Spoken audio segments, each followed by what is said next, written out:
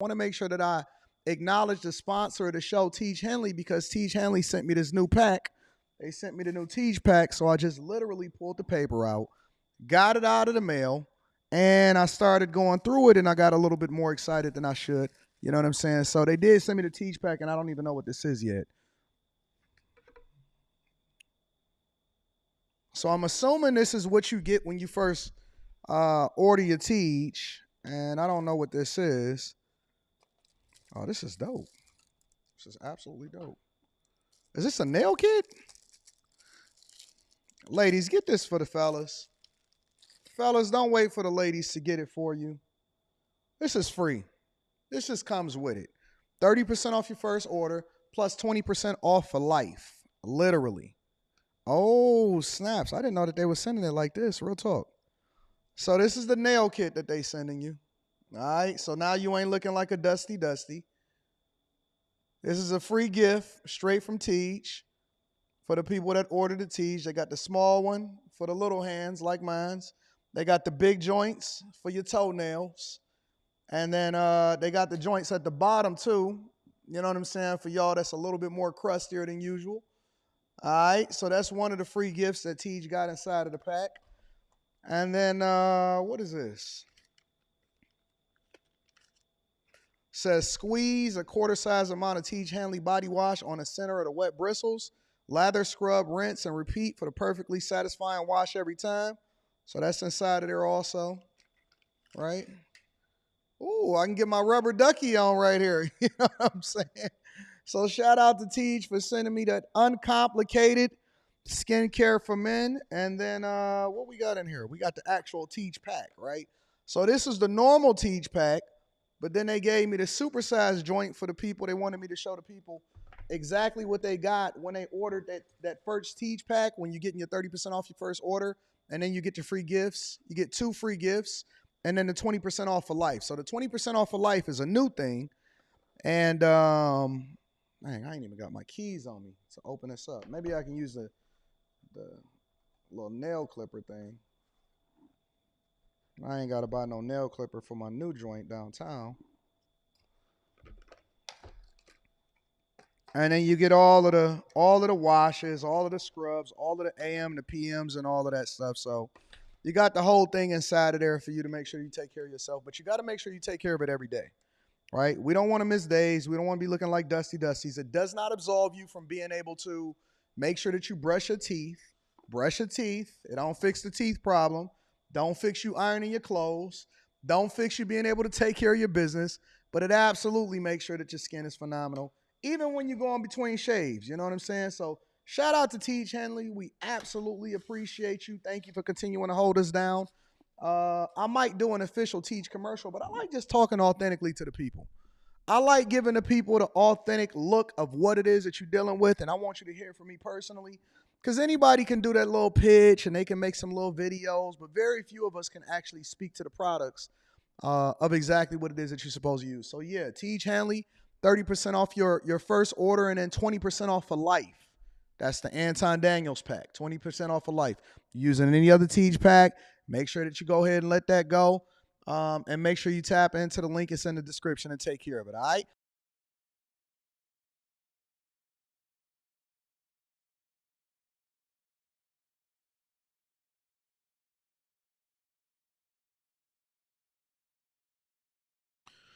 What's going on is Anton from AntonDaniels.com. I appreciate you guys for continuing to rock with me.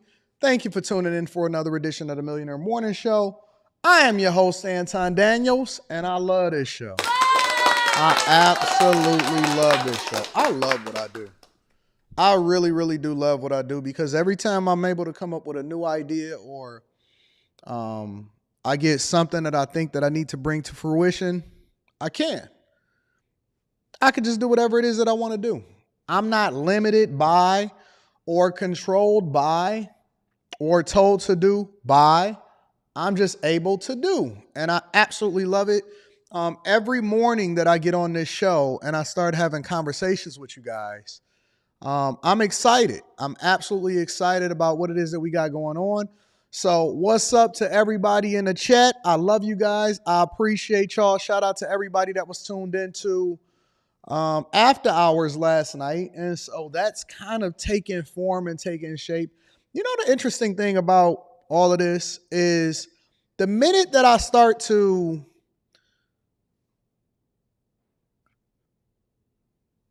nail down what it is that I see happening, or the minute that you guys start to get comfortable with certain things that I do on these platforms, I change it up. I change it up.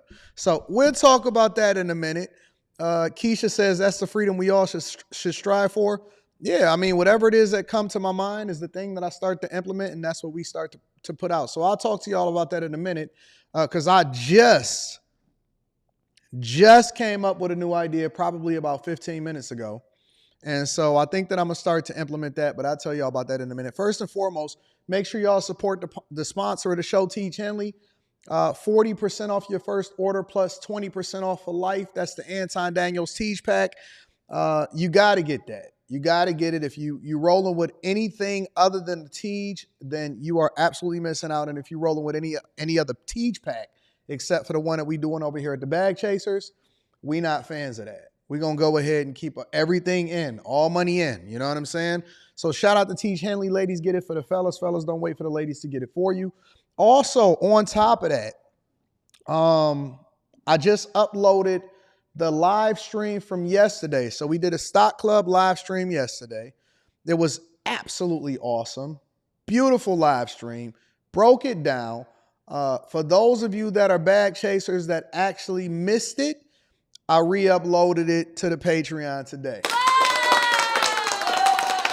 So we uploaded it to the Patreon. It's exclusive only to you guys. If you did miss the Stock Club yesterday, in which we talked about taking profits, when is it that you decide or when you're supposed to divest from a particular stock? We know that NVIDIA is at a record all-time high, just had a 10-for-1 stock split. So that's important for you guys to tap into if you haven't already. Again, link to the Patreon is in the description as well as pinned to the top of the chat. And make sure y'all tap into the Discord. The link to the Discord is in the description of any of the most recent videos that we uploaded. So just click the description and then tap into the Discord, and then you got your family, and then we're going to be linking up in July. All right? Stock Club was awesome. All right, so tonight, last piece of housekeeping, then we're going to get into the show. Tonight, we're doing an Anton Daniels live stream, which I'm usually on there for about an hour.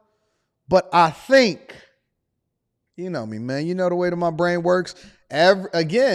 Every single time I'm coming up with something,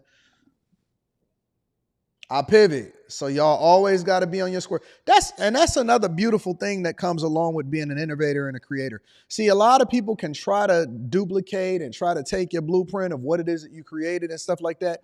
But we move so much and we move so fast that by the time that we get one platform up and rolling, or we get something and we start to get comfortable with one platform, we start to revise things that's going on another platform. So I think tonight will be my final Wednesday night live stream. Tonight will be my final. Now, I'm not for sure. Don't hold me to this. But as of 15, 20 minutes ago, I had a new idea and I decided that I'm going to come up with a new show. So tonight, I believe, will be my final Wednesday night live stream. And we're going to do a formal show, a real life, more produced show right here in my studio that will debut next week. So tonight, as of right now, and I'm thinking in my scattered brain, and you know, we can do whatever we want to do when we want to do it. As of tonight, I believe, I think, now I'm going to take y'all feedback. I see what y'all saying in the chat. Y'all saying no. I don't know. I think it's time. Listen, I don't think that everything is supposed to be forever. I think that when you come up with a new idea and you want to do an actual formal show, I don't know. I get y'all feedback tonight. Let me think about it. I'm listening to the show. I'm listening to y'all comments. I'm thinking tonight will be the final live stream, and I want to produce something a little bit more polished. a little bit better, something a little bit more structured, produced, and I want to use my studio for it. I think that I got a lot of cameras, I got a lot of room, and I got a lot of freedom to be able to do what I want to do. All right.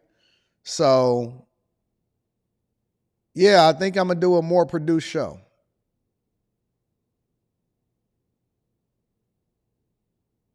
We'll talk about it. We'll talk about it. Let me think about it. All right. So, y'all sit on that. Y'all give me y'all feedback tonight when we get into it. And, man, y'all got me making me feel bad. All right, I'll figure it out. Anyways, it is Wednesday, June 12th, 2024, year of our Lord. We are halfway through the year. We getting it up. I got an update because we're actually going through the painting phase. Remember a year ago when I bought the property, my first property that I bought that I was going to build on? Well, we got an update for that. That's going to be dropping in the Patreon this weekend. And we are going through the painting phase. So right now we got the cleaners going in and cleaning up, removing all the dust. We got all of the drywall up. We got cabinets coming in. We got everything coming in. So I'll be giving you guys the total breakdown cost of what it cost me to build out the whole property at the end of the whole thing. But I want to give you guys an update on what's going on and what my costs are up to date. So I'll be dropping that on the Patreon exclusive. That is not going to be available for the general public. And we going y'all really want me to do this Wednesday night? All right. You said you already produced a show with Randy. That show was fire last night that we dropped last night with Randy, wasn't it? It was I was Coogee down. Yeah, I see y'all. All right, y'all. Without further ado, we got to go ahead and get into the show. I want to give a shout out to my dog, Mike That Dude. Shout out to Mike That Dude on Cash App. I appreciate you. And I also want to give a shout out to my dog, Mr. Lot. Says realized some profits yesterday. Shout out to the bag chasers and the Patreon members. I appreciate you, Mr. Lot. You are my guy. Yes. Shout out to you, big dog. So many good things on the way. All right, y'all. Y'all ready to get into the show? What up, Mika? You said, Anton, is it cheaper to build a house or buy one from a builder? It is cheaper to build it yourself if you know what you're doing. Listen, you got to remember this. Buying it from a builder, they're trying to get market rate, and so they're going to do it as cheap as possible. See, my house has all of the caveats. A lot of y'all not even familiar. My first builder has all of the caveats. A lot of y'all are not even familiar with basements. I realize that a lot of people in California don't have basements unless you supposedly got money.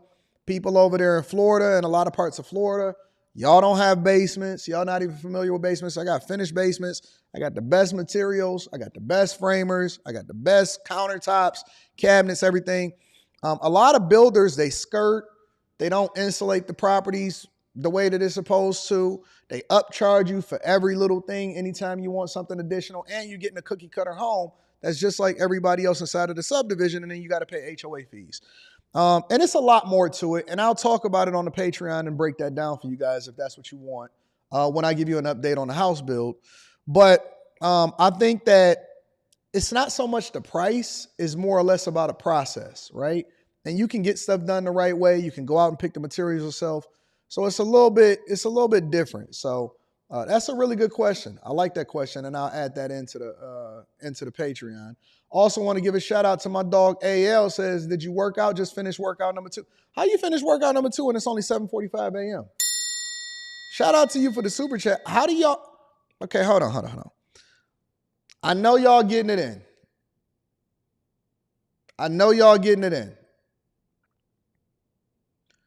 How do y'all have workout number 2 and it's only 7:45 in the morning? We just now getting started with the morning show. I got up at 4:30 this morning in order to grind. Maybe y'all just superhuman. I feel y'all. Listen, go and get it. Do your thing. I'm with it, but that's pretty interesting. Shout out to y'all. Anyways, without further ado, let's go ahead and get into quick hits, ladies and gentlemen. Quick Hits is a segment of the show that we don't necessarily think that we need to dedicate an entire segment to each individual subject, but we definitely want to keep you guys informed on what's going on out in these streets, man. Without further ado, First things first, there was a shooting. Did y'all know about this? A shooting at an Atlanta mall court, and a suspect is finally identified this morning. Take a look. 39, we had to work through a technical difficulty, but now we want to take it back out to get the latest information now for the shooting on the Peachtree Center Mall. This story had a lot of people shaken up downtown yesterday. That's where we find 11 alive Bobeth Yates. We just got some new information overnight, including the suspect's name and the charges this man is facing. Bobeth, good morning. Good morning, ladies, and you're absolutely right. GBI has now identified that gunman as 34-year-old Jeremy Malone of Murrow. And take a look at your screen, because within the last few minutes, we got his mugshot. This is the first time you're seeing Murrow since the incident happened. When you see these dudes, and y'all always say, Anton, don't stereotype. Anton, don't be out here, you know what I'm saying, criticizing people, acting like this person did this and this person did that. Listen, stereotyping is a strategy to stay alive. Stereotyping is a strategic, it's a thing to help you be able to survive and live a long life.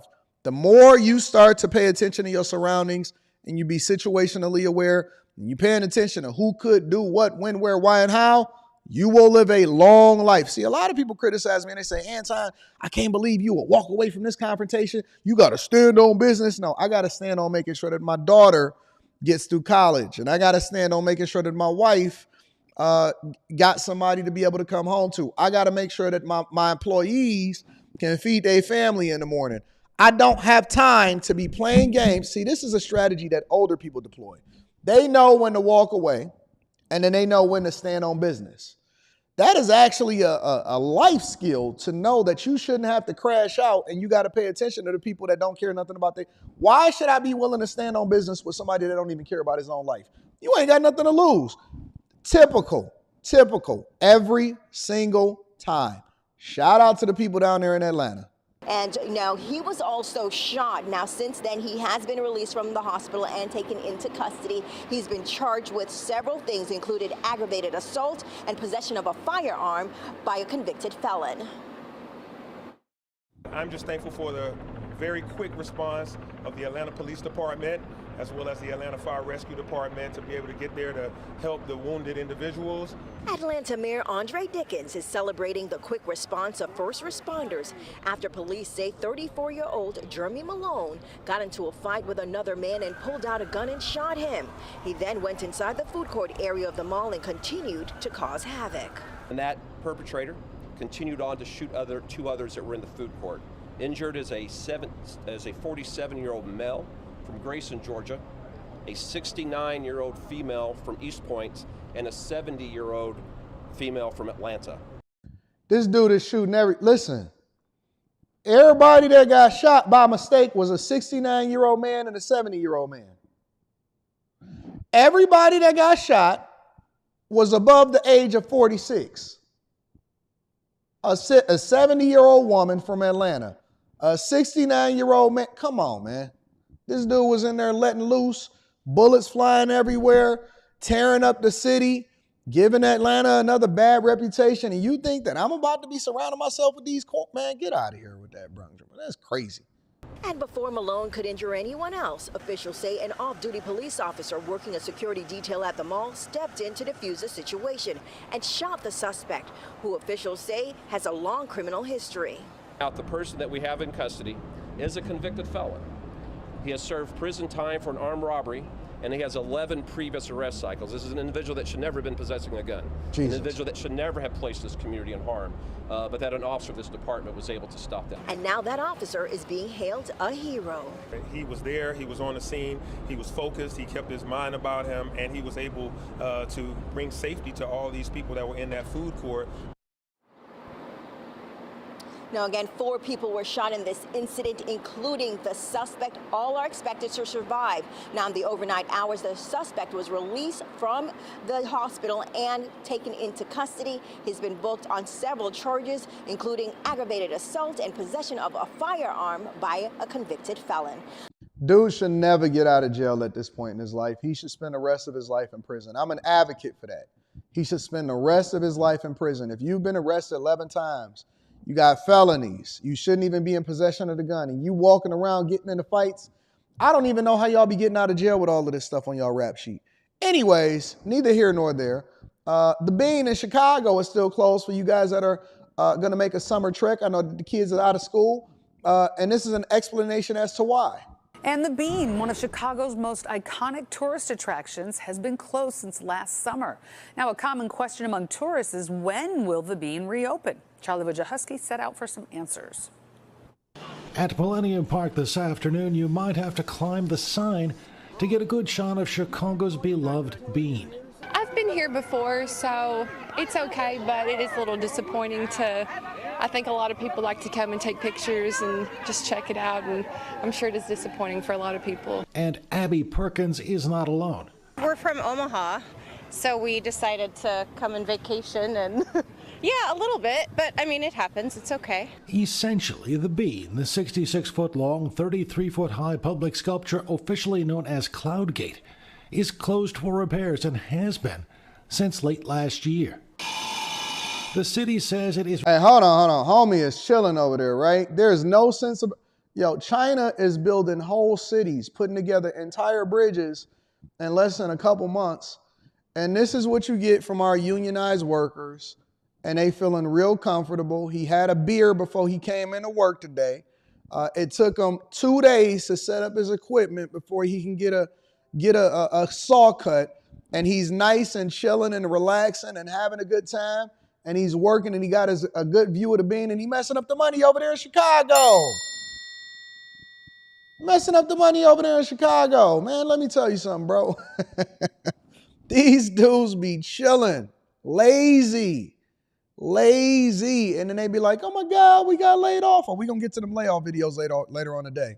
Replacing pavers and making other repairs and accessibility upgrades to the... Hey guys, look at the construction guy. As it is replacing pavers and making other repairs. Hey man, listen, you know what? We're going to spend 3 days putting together a strategy session, because you know what? The pavers is set over there and I don't want to throw out my back, so we got to make sure. Man, I'm telling you, bro, these people be chilling. They know they getting paid. They ain't checking for it. Y'all going to pay for it as taxpayers anyway, and they don't care how much money the city loses in tourism. Repairs and accessibility upgrades to the plaza. This project was set to be complete by spring of this year. There don't be nobody working. That is not the case. But middle of the day. When it will be done is still uncertain. That means the fences remain up, and the only way to get a picture of this shiny city icon is from a distance or through a gap in the covered chain link fencing that surrounds the site. Did you get a good picture? Yeah, we did. Yeah, of course. We did. You kind of disappointed that there's a fence around the thing? Yes. Yeah. We traveled more than 6,000 kilometers. Charles and Pepine came all the way from Holland, not just to see the Bean, but to catch Blues Fest as well. It's a bit disappointed, but not the worst thing in the world, right? So, coming to a tourist near you, Chicago eventually is going to reopen the Bean for tourism now that the summer is out. And then last but not least, remember when we was talking about California forever? I think it was in Solana City or something like that, Solano County. It was basically a space where they're trying to build a brand new city, and it's, you know, obviously going through all of the motions in order for them to even be able to get it on the ballot so that people can eventually vote to determine whether or not they want to build this new city over in California while everybody is leaving. But we'll get there shortly. Beginning tonight with a step forward in that controversial plan to build a brand new city on farmland in Solano County. The county registrar of voters announced late today that supporters gathered enough valid signatures to qualify that issue to let voters decide in the November election. Let me just say this. You know, I know she's an older woman and everything like that. And, you know, we often criticize our news anchors because that's what we do over here at the Millionaire Morning Show, and we love the ladies, right? If y'all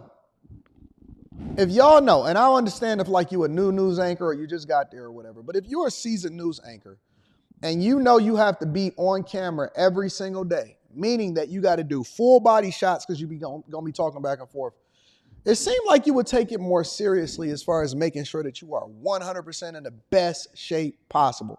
It's almost like a basketball player, right? If if your job is entertainment, or if your job is to put the ball in a hoop and to be hooping every single day, like, wouldn't you be ideal? I don't know. That's just me. This intrusive thoughts coming into the live stream. But as NBC Bay Area's Jordi Hernandez explains, the project known as California Forever still has nearly forever before becoming a reality. The California Forever initiative may have passed a huge hurdle, but it's not heading to the ballot quite yet.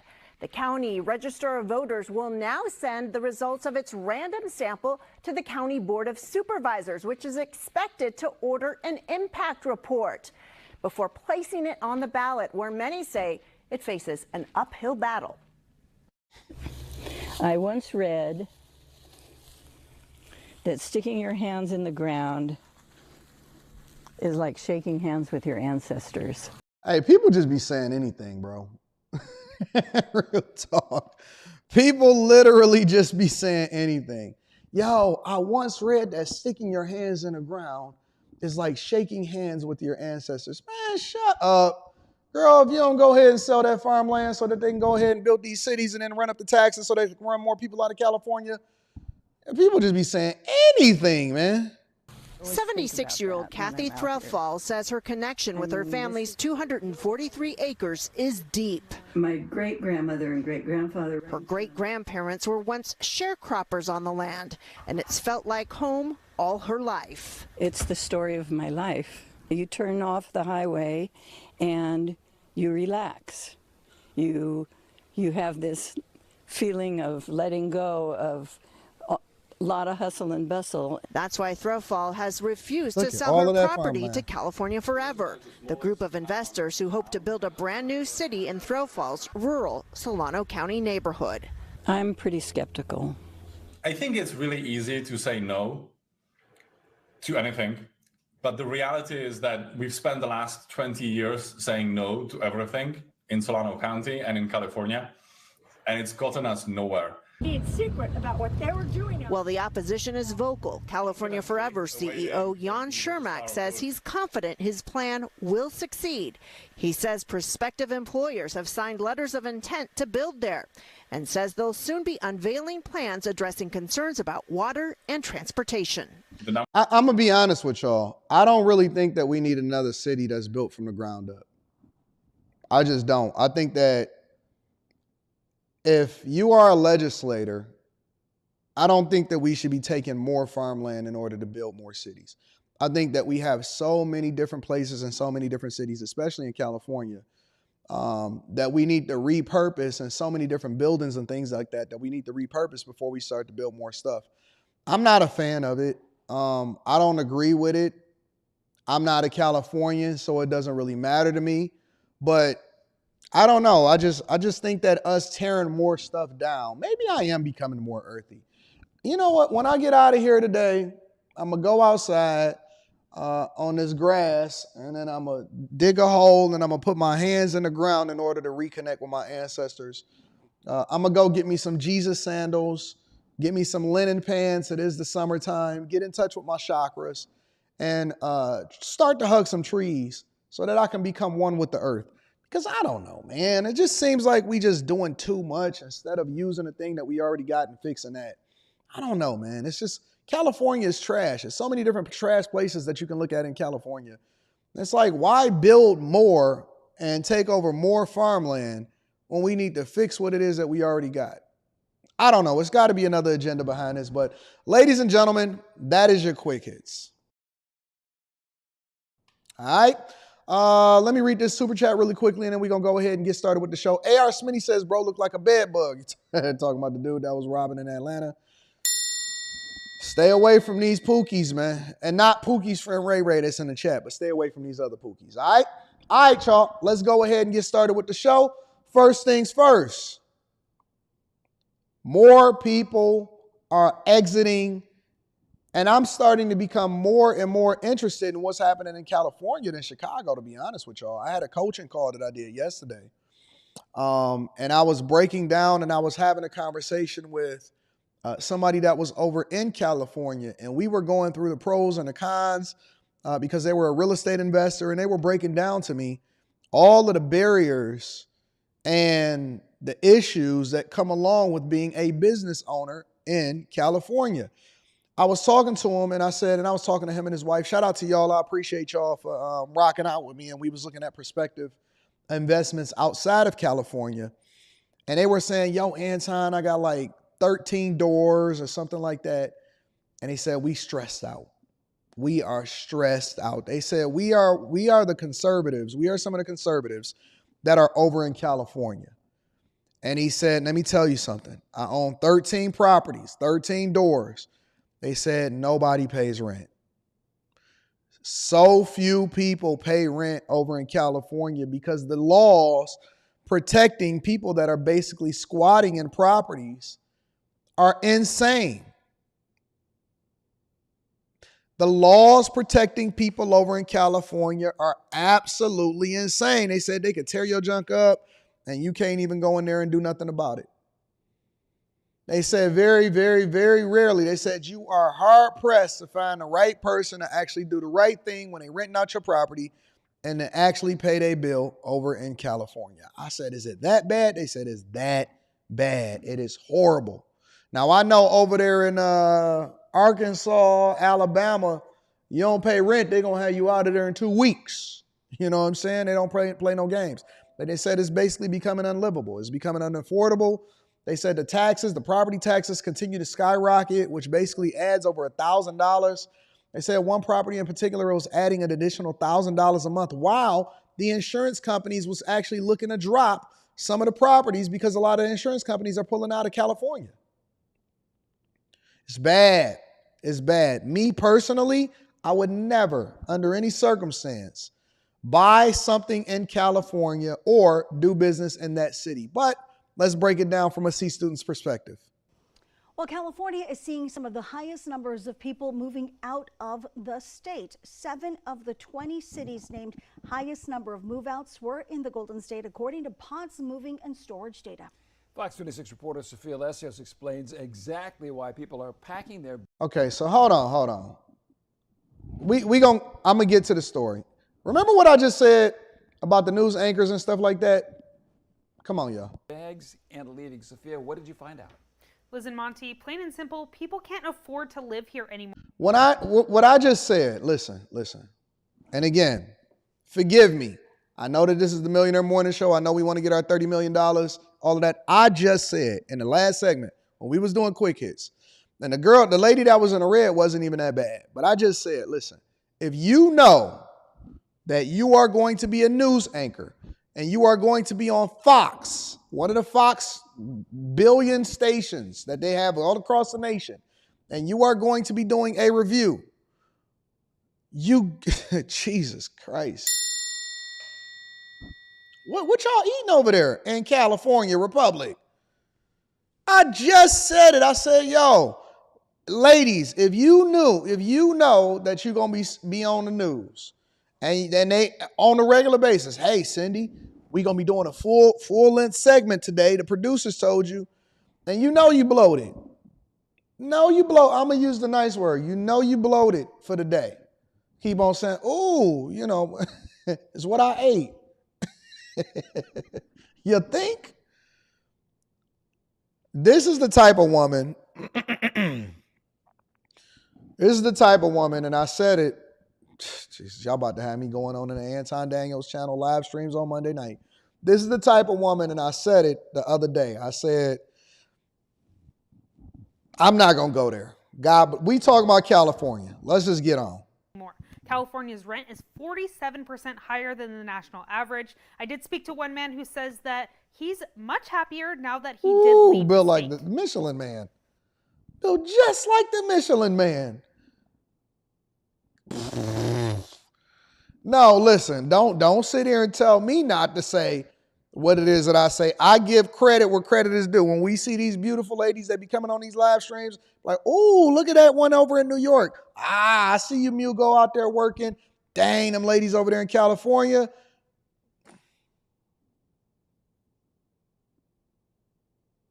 Looking just like a marshmallow with a belt on.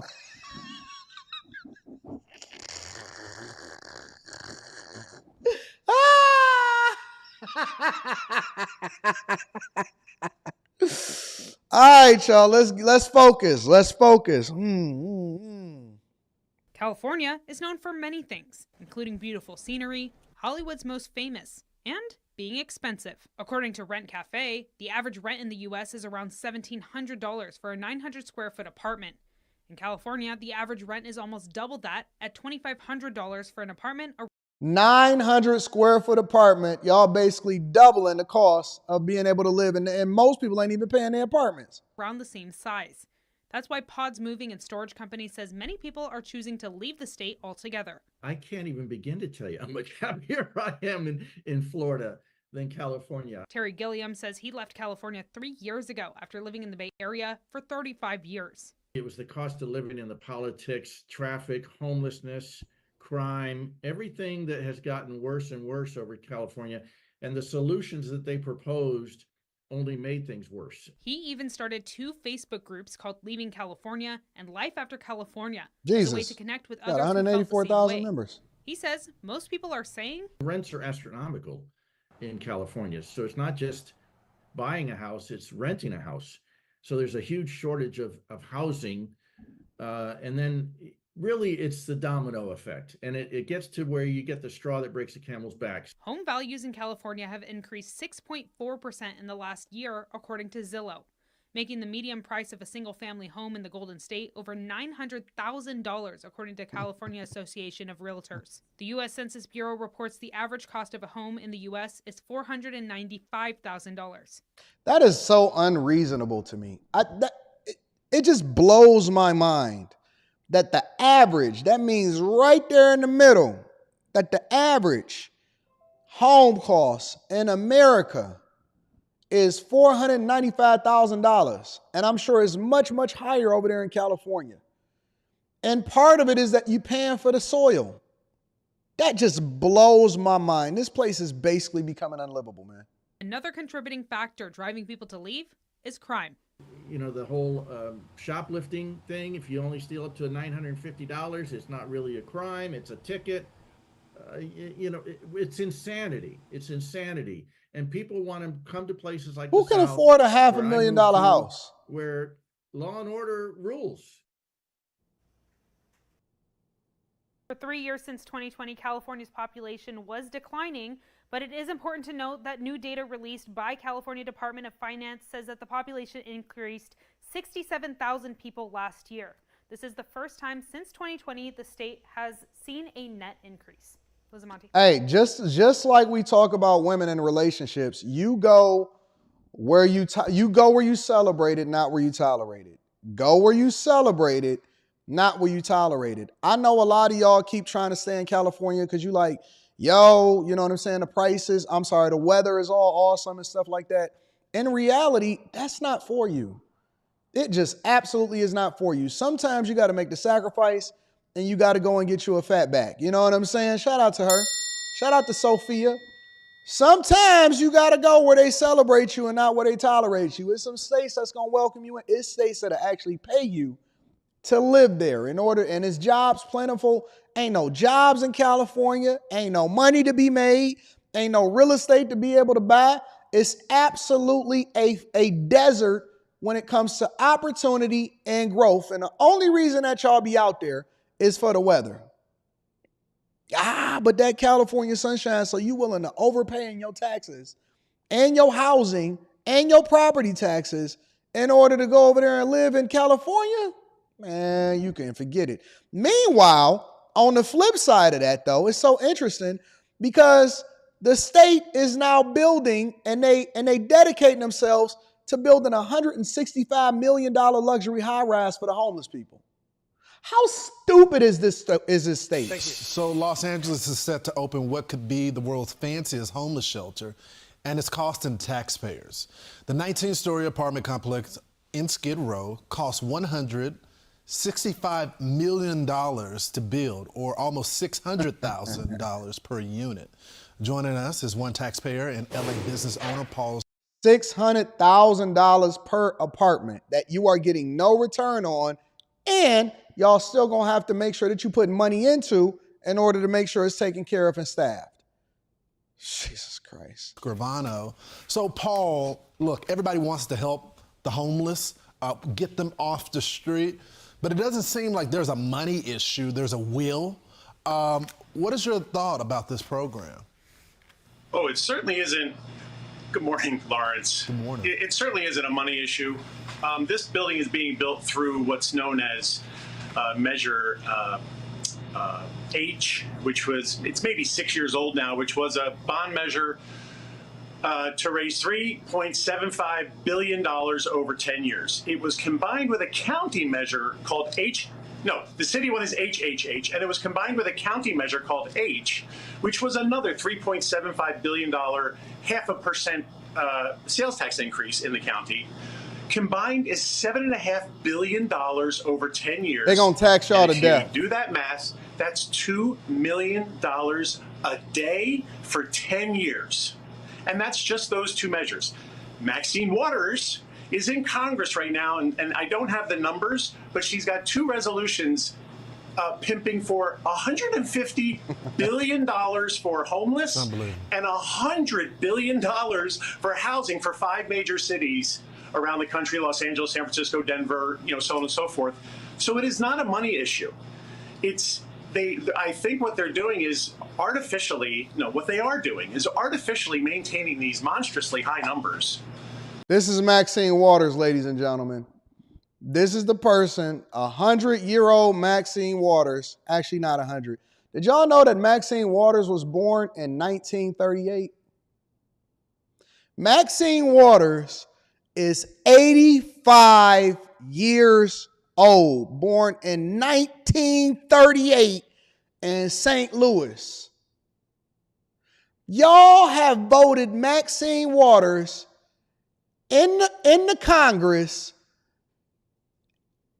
We don't even know if this is a real person. We don't even know what the hell is going on anymore. We don't know nothing. Dog, I got a grandmother that is 91 years old. 91 years old. It's no way that I would be sitting there letting my grandmother go into Congress and determine what is supposed to be happening with the country. And I love my grandmother, and she's phenomenal, and she's an awesome person. Taught me a lot. We wouldn't even let our grandmother control what's going on in the family. My mother is like, 68, 69 years old, and she come to me and get permission to do anything. No way in the world that y'all sitting over there in California letting Mad Max Waters determine what's going to happen with your tax dollars, and you're letting this person represent your best interest. So out of touch, ain't had a faculty working since the beginning of time. All of these people got handlers. I was looking at Joe Biden. Let me see if I can find that. I gotta try to pull it up. I was looking at Joe Biden the other day. Rita was what was it? Some kind of Black Freedom dance or something like that. Joe Biden and all of them, and they was dancing on the White House lawn or something like that. And they had that sassy black man, that gay black man. What's his name? Billy Porter or something like that. And he had a dress on. And they was dancing on the White House lawn. It's like, oh, here it is. Here it is. This is it right here. I'm going to see if I can pull it up for y'all. And Biden looked so out of whack. He didn't even look like he belonged there. He did not even look like he belonged there. He was so out of it.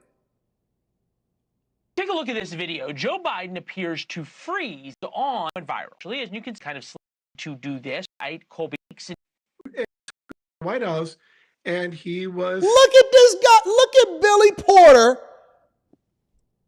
on the left-hand side. Kamala Harris standing next to Joe. Look at this. Really look at this nonsense. To keep up the pace that he had even 3 years ago. I mean, you're watching this footage of him at the Juneteenth ceremony at the White House. Jesus Christ.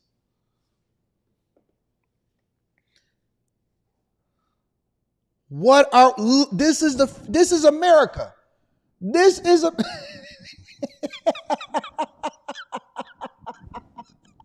This is America. Look at what we got going over here. Bro, this is insane.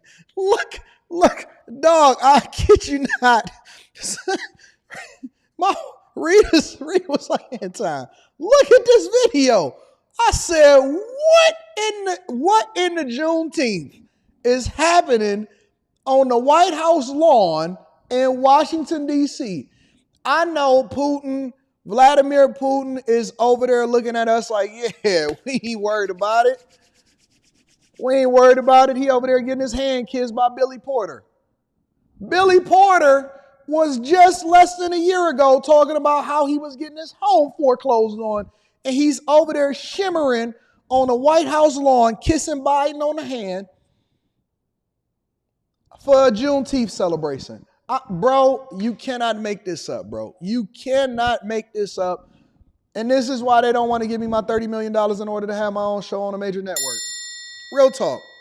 Real talk. Look. White House, and he was stiff. He was smiling. Perhaps he was tired. Who knows? But then to sort of like edit it in such a way to make him look worse only opens up a conversation for his defenders to reasonably say that, it's deceptive. It's misleading. And it takes away from the real issue that he's very old.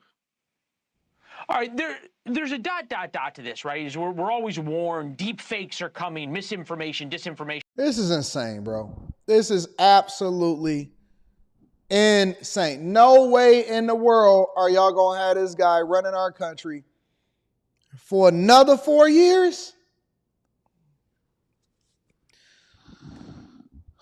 Let me focus. I got to read the super chats. I got to acknowledge the people. Listen, I get it. I know. I get it. Let me focus. This is y'all president. This is the person that y'all said that y'all want running the country. I just wanted to remind y'all, because election 2024 is coming up. California is going to hell. You know what I'm saying? You can't even walk five minutes up to Venice Beach without seeing some doo-doo on the street. Whether you in Venice Beach or you over in San Francisco, it's doo-doo on the floor, man. We in America, California, the iconic Venice Beach. Jesus Christ. Let me read a couple of super chats and we're going to continue over, man. Shout out to sisters. Shout out to everybody in the chat. King Will is in the building, says, big supporter. The economy is projected to crash the S&P by early next year to mid next year, especially in the housing market. Guess I'm not selling. Shout out to King Will. I appreciate you. Ardilla Squirrel 88 says they are taxing to create more poor people, aka Democrat voters, keep people poor to vote a certain way. Yeah, you can make that case too. I wouldn't be mad at it. Shout out to you, Ardilla. I appreciate y'all for continuing to rock out. Meanwhile, while we was over there chilling and they was over there dancing with Billy Porter and stuff like that on the White House lawn, Hunter Biden was over there getting convicted. Make sure y'all hit a like for the algorithm, subscribe to the channel, and turn on your notifications. Hunter Biden has been found guilty on all counts in his gun trial, federal trial in Wilmington, Delaware. All right, Leo, your first response. My first response is I go back to the Harris Faulkner Leo Terrell segment about 6 months ago. When you asked me that question, is there any way that plea deal could be stopped? I said the judge. The judge played a major role in the rule of law by saying, I'm not going to agree to this plea deal, had questions, and that's why we're here today. The American public needs to know that. That is the rule of law, and I applaud the judge. That she did an outstanding job in following the rule of law. Andrew, do they appeal? What does this look like? Because September is going to be here in a heartbeat, and you've got that tax fraud trial, which you say is stronger than this. Well, Hunter got exactly what he was asking for. He wanted this trial, he got it, and he got a big guilty verdict because what he did over the years, his actions and his words that provided the government the evidence for that. What he, I think, has done through this is left open the possibility of an appeal. The Second Amendment issues related to having this kind of drug addiction or drug use at the time of buying or possessing a gun is not necessarily settled law through the Supreme Court. So I see this going through an appellate channel where they're challenging the underlying basis of the law, not his conduct itself. Aren't they looking at that right now? I mean, I know the U.S. Supreme Court has a lot on its plate. I don't know if they'll get to that one. Yeah, there's various versions, not this exact question before them right now, but the issue of whether guns and gun possession is more consistent with preventing people who have like a mental illness versus people who are on alcohol.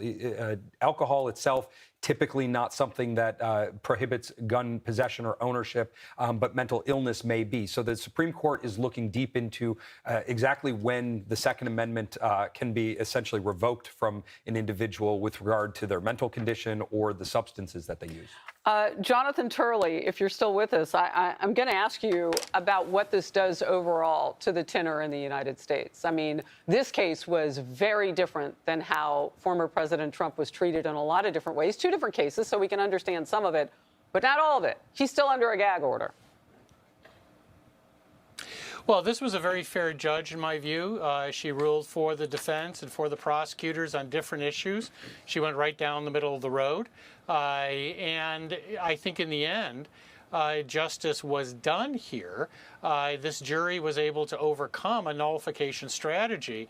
I think part of the problem was that Abby Lowell, the defense attorney, put forward a bunch of defenses in the opening statement that collapsed within 48 hours. The prosecutors did an extraordinarily good job here.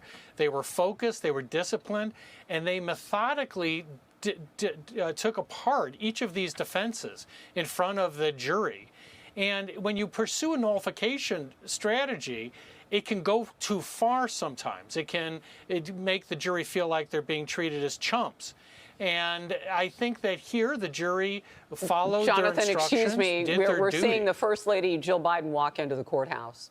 So it's taken a little bit longer for all of the family members to reassemble. We saw Hunter Biden go a few minutes ago back into the courthouse. But we knew that once a verdict had been reached, at least he would return and maybe even all of that family. Previously, we saw Joe Biden's brother James go in too. So they are reassembling ahead of the reading of this verdict. Jonathan, finish your thought.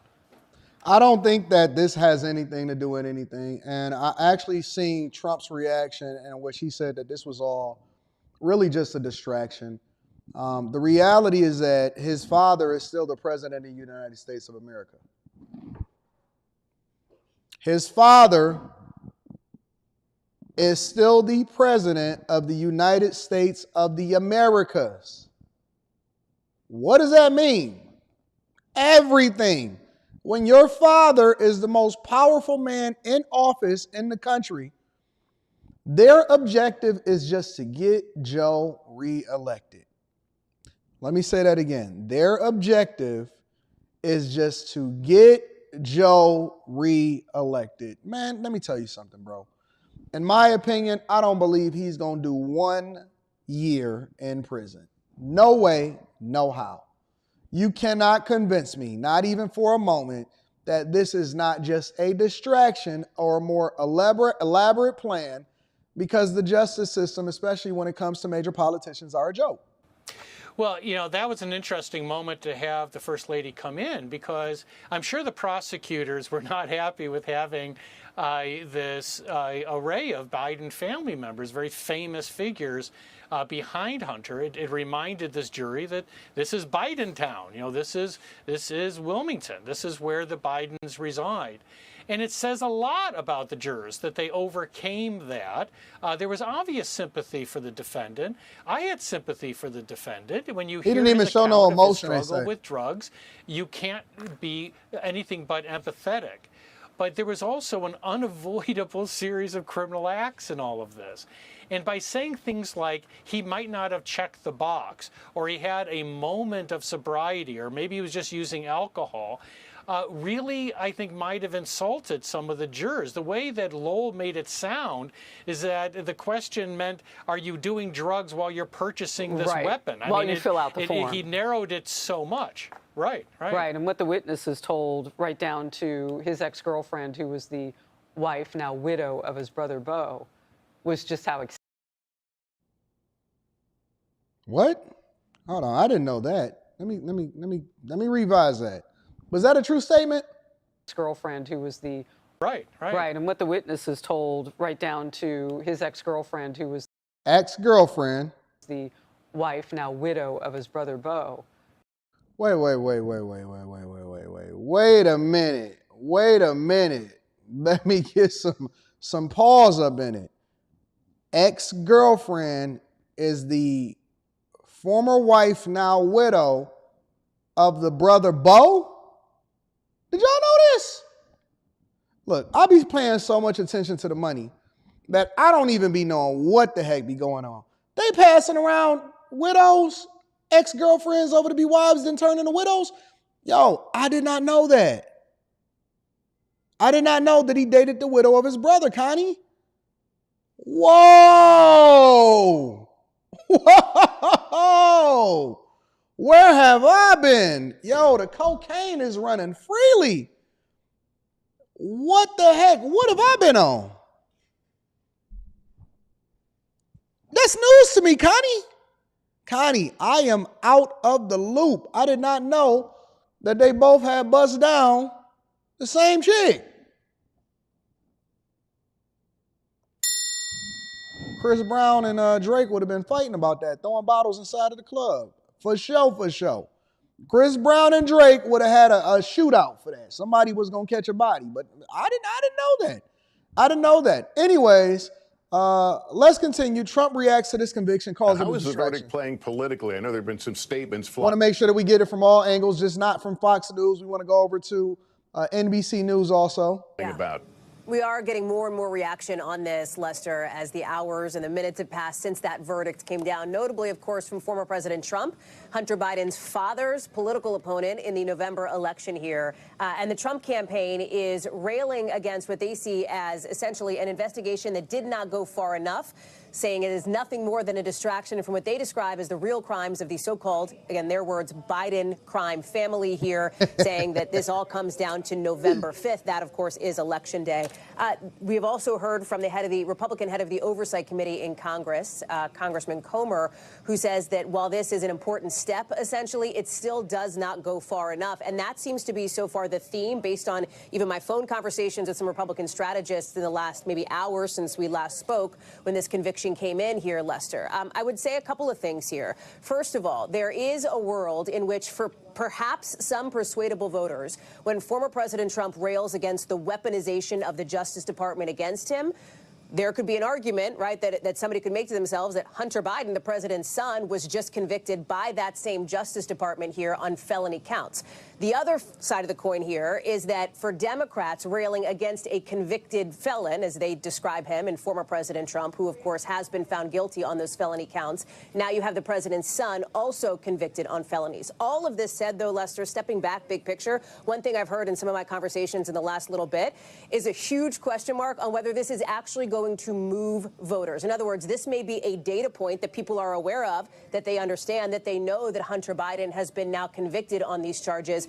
But does it matter as much to them as, let's say, the price of chicken breast at the store, or how they're going to make sure that their kid ends up getting through school? Those bread and butter issues that we know are consistently driving voters to the polls and will be, they say, come November. Inflation and the economy, and then issues related to the border and immigration, that those consistently rank higher when we look at some of these numbers from people. The vast majority of people, based on some surveys that have been done over the course of the last 6 or 8 months, suggest that they believe Hunter Biden has been treated fairly. Now, I should note this was before the trial began. This is not super recent. That just simply doesn't exist in reputable polling. But that does give you a sense, I think, of where folks are on this front, Lester, at least. I don't think that people really care. I don't think that it's going to make a difference at all. At the end of the day, nobody is going to care about how old Joe Biden is. Nobody is going to care about who got a felony. Nobody is going to care about anything. They're not even concerned about the border. You know why? Because people are a what have you done for me lately type of people. And more importantly, when people go to the polls, they're not voting before somebody, they're voting against somebody else. And so it's easy to be able to distract you by then keeping you busy with things that's not even relevant to your life. When people go to the polls, they don't vote based off of this is what's best for me. This is the person that I'm rocking with, this policy, this process. This is how this is going to affect my future, my family's future, property taxes, what's going on in the state. People vote based off of who they don't like. They vote against their opponent, not for their candidate. If I'm wrong, say I'm off. Every single person, and y'all been watching the morning show for a long time, every single person that has ever come up on this platform in order to try to hold me accountable for what it is that I say about Trump or Biden. And I say, okay, cool. So you're a Democrat or you're voting Democrat or you want to project yourself as independent? Because you know what people do. People usually say, man, listen, I'm saying this and I'm not even a Democrat. I'm an independent. It's the same thing that they say with every argument. Man, I'm not even a Kobe fan. So what I'm saying right now, me supporting him or whatever. Okay, cool. Man, I'm not even a Kendrick Lamar fan. Man, I hate him. I just got all of his albums and all of his mixtapes, and this is crazy. Oh, okay, cool. So what they do is they qualify themselves to say that they the op. They the op of whoever it is that they're objectively voting for or whoever it is that they're advocating for. I say, okay, cool. That's awesome. I feel you. I respect your right to vote and due process and the fact that you're going to do the research, right? Okay, yeah, I'm going to do the research. Okay, cool. I got you. So what is it about his presidency that you don't like as far as Trump? Man, he said grab her in the coochie. No. The policies. When he was actually in office, what it is that he did. What is it that you didn't like? What is it that you suffered as a result of? Man, I'm just not voting for nobody. Okay, cool. All right, listen. Well, don't worry about it. Tell me this then. What is it that you actually like about Biden and how has he benefited you with his time in office? Man, listen, it ain't even about that. You know what? This is what they always, every single time. Either they say one or two things. You know what? I'm voting, but I'm just going to put Kermit the Frog inside of the part where they say president. Or they say this. You know what? I got to pick the lesser of two evils, so I'm going to go with Biden. I have no problem with you having a difference of opinion than me. I have no problem with you exercising your right to vote. I also have no problem, especially I have no criticism for somebody that educates themselves and just have a difference of opinion as far as what it is that they stand on from a policy perspective. But if you telling me that the only reason that you voting or not voting is because you don't like the other person, then that is a flawed mindset when it comes to what you're going to do and who it is that you're going to determine to be the leader of the free nation. Real talk. So, anyways, neither here nor there. Shout out to Hunter Biden for going out there and getting that bag, getting that crack. Got some crack, baby. Chris Lattinson says, what up, though? Also says he will be pardoned due to his father's position. You better believe my daughter ain't going to spend a day in jail if I'm the leader of the free nation. Jasmine 4517 says, where's Hunter Biden's laptop at? My dog, Mr. Lot. Shout out to Mr. Lot. Drugs, guns, women, politics. Hunter Biden is really a rock star. Y'all not getting it. Hunter Biden is a modern day rock star. Infinite, unlimited power. Sitting up there in the trial, running up a bag, busting down the ex-wife. Man, listen. This stuff is made of movies. This stuff is made of movies. Let's continue. I appreciate y'all reading super chats throughout the show. Candy, just like Candace, I can see you when you walk. Y'all thought that she was going away. She said she seen all of the shots that y'all was taking at her. Club Shay, Amanda Seals, all of the people that's out here completely irrelevant. Candace.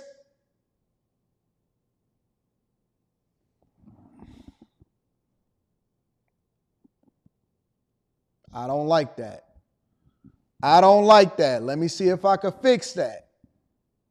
Because just like Candace. Oh, hold on. What? Why can't I see what it is that I want to talk about?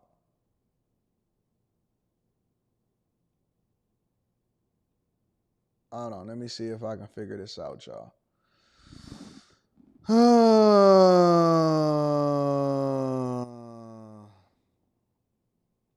Give me a second.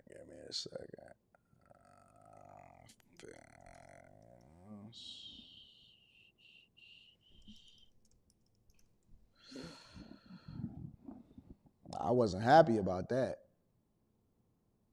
I wasn't happy about that. Let me see if I can get this back up here because I really want to play this video. You know what I'm saying? Had to stop me in my tracks. I'm trying to figure out what Candace Owens is doing so that we can have a conversation about her transition and her new show. Let's see if we can do that one more time.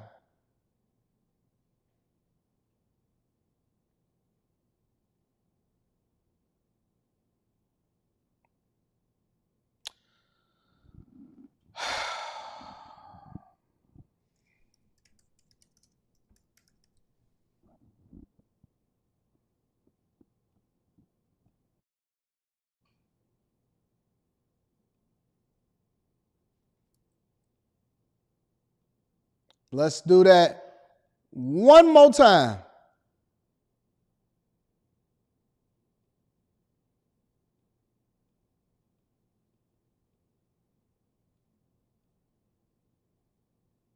No offense, but if you still All right, looks like we're going to do this the old-fashioned way, ladies and think gentlemen. stocks, real estate, or crypto are the best passive income investments in today's economy, I'm sorry, but you've got it wrong.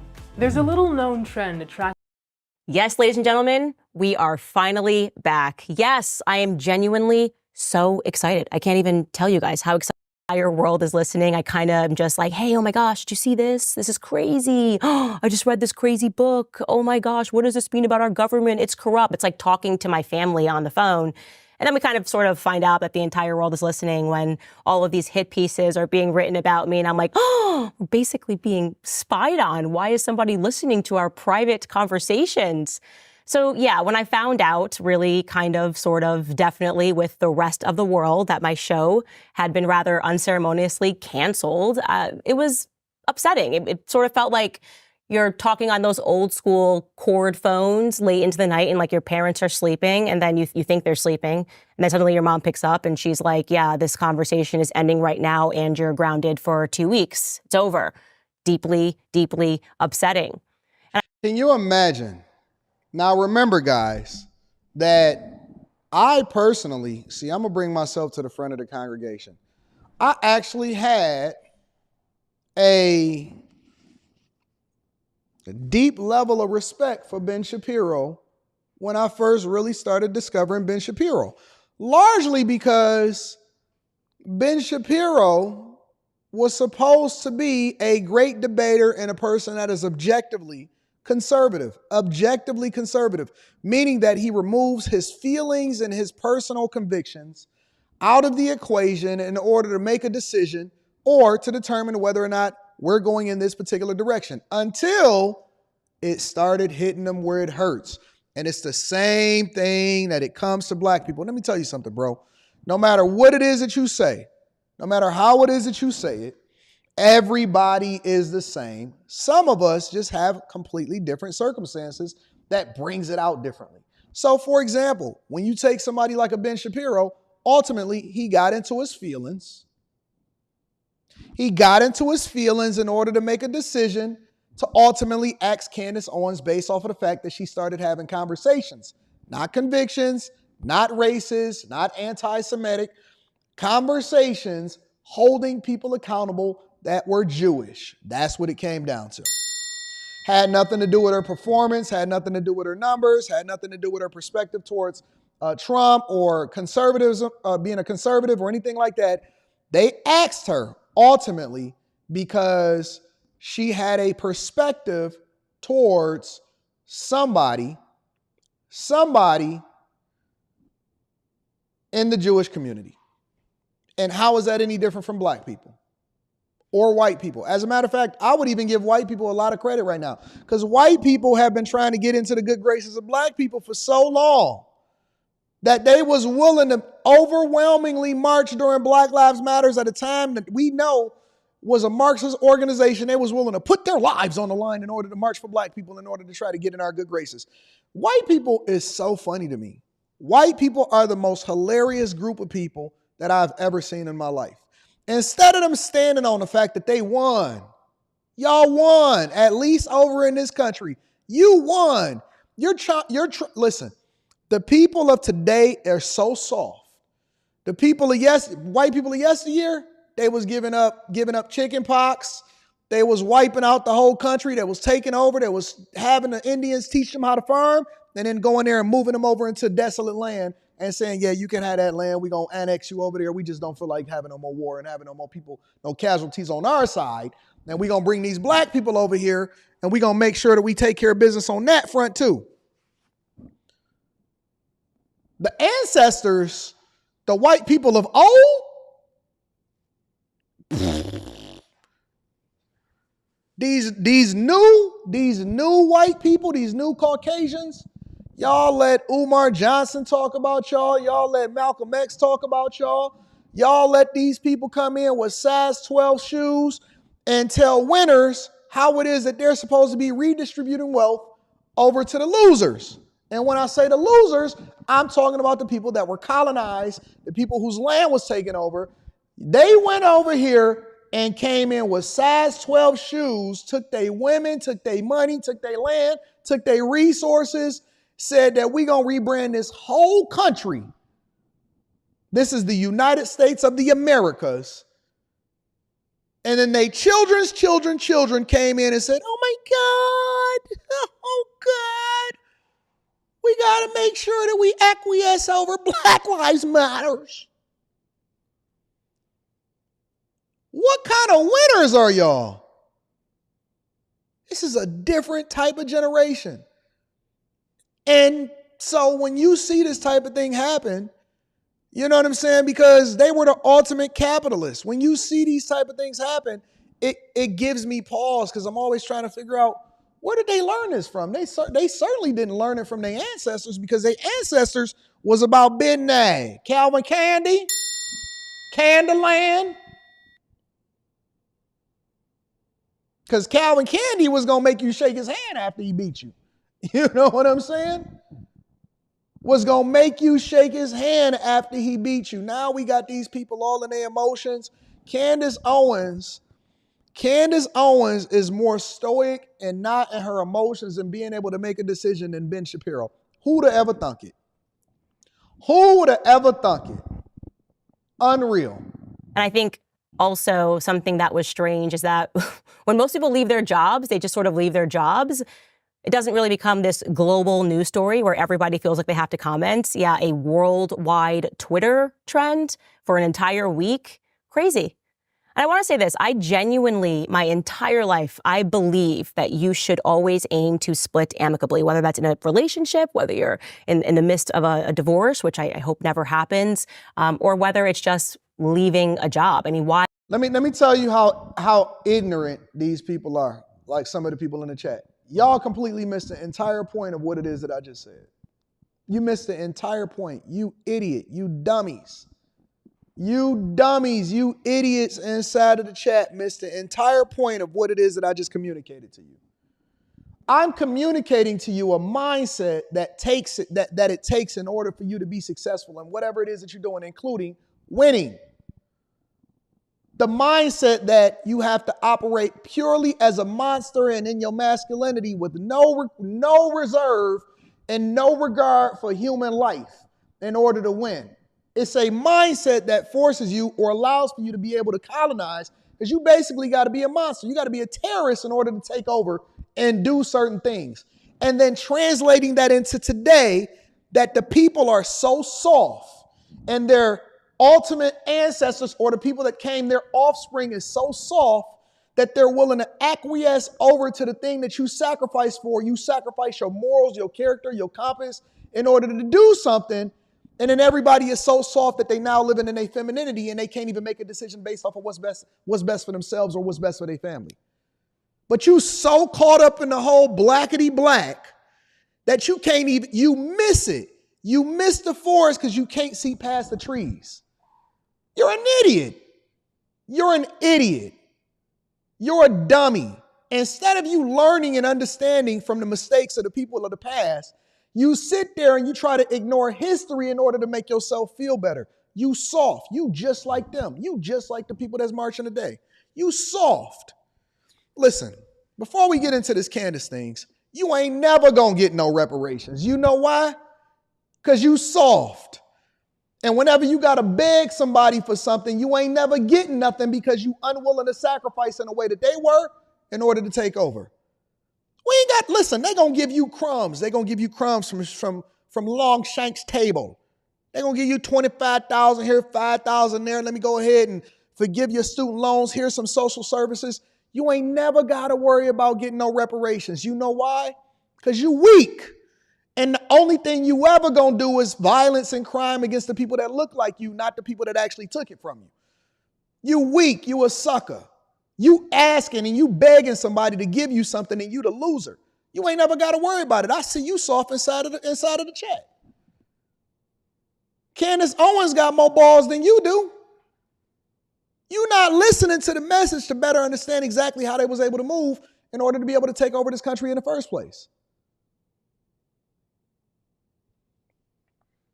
Why else would we put years in anywhere if you did not want that relationship to end amicably? That should always be the aim. I want you to know that. Wherever you are going, don't put in years somewhere and then have it be a messy split. And quite frankly, I also think it's the right thing professionally not to speak about why you are splitting or what's happened. But I was shocked, very shocked, and I'm sure you were shocked as well, when no sooner was the split announced than Andrew Klavan just was like, hey, it's me. I pick myself. I'm going to be her crazy ex-boyfriend. Just like a bizarre tour he went on. He felt like it was his duty, or maybe somebody knighted him and said, you know what, Andrew Klavan, this is your duty to go around and to just smear Candace Owens. Say whatever it is that you want about her. And there's a piece of this that everybody's missing, and I do want to talk about that. I think Lauren Chen really summed it up, or at least pointed to it on Twitter. She sort of said, you know, what's really missing in all of these conversations with Andrew Klavan is, are you guys recognizing that he's basically saying she was really nice to him? That there was nothing that she did from a personality perspective. Yeah, that is kind of the big part that I think a lot of people are missing. Lauren Chen is correct. I was nothing but kind and nice and warm to Andrew Klavan for years. I had what I would describe as a very good working relationship with him, as I do with everybody. It's important to me to always represent myself professionally, also to always be nice and check in on people's lives. And just a few weeks before this, Andrew Klavan was sitting across from me on backstage asking about my kids. I think that these dudes are weak. They absolutely weak because they went on an entire tirade trying to make sure that they disparaged their character and then tried to have a conversation about what her situation was with the Daily Wire when they didn't even realize that she was the Daily Wire. Candace Owens was the most, in my opinion, the most intelligent and the star of what was happening over at the Daily Wire. I didn't even realize it until my dog, ABJ, was telling me inside of the chat yesterday that, because I was like, man, Candace Owens still got her channel or whatever, and if I'm looking at all of the stuff, it looked like they actually owned her other channel.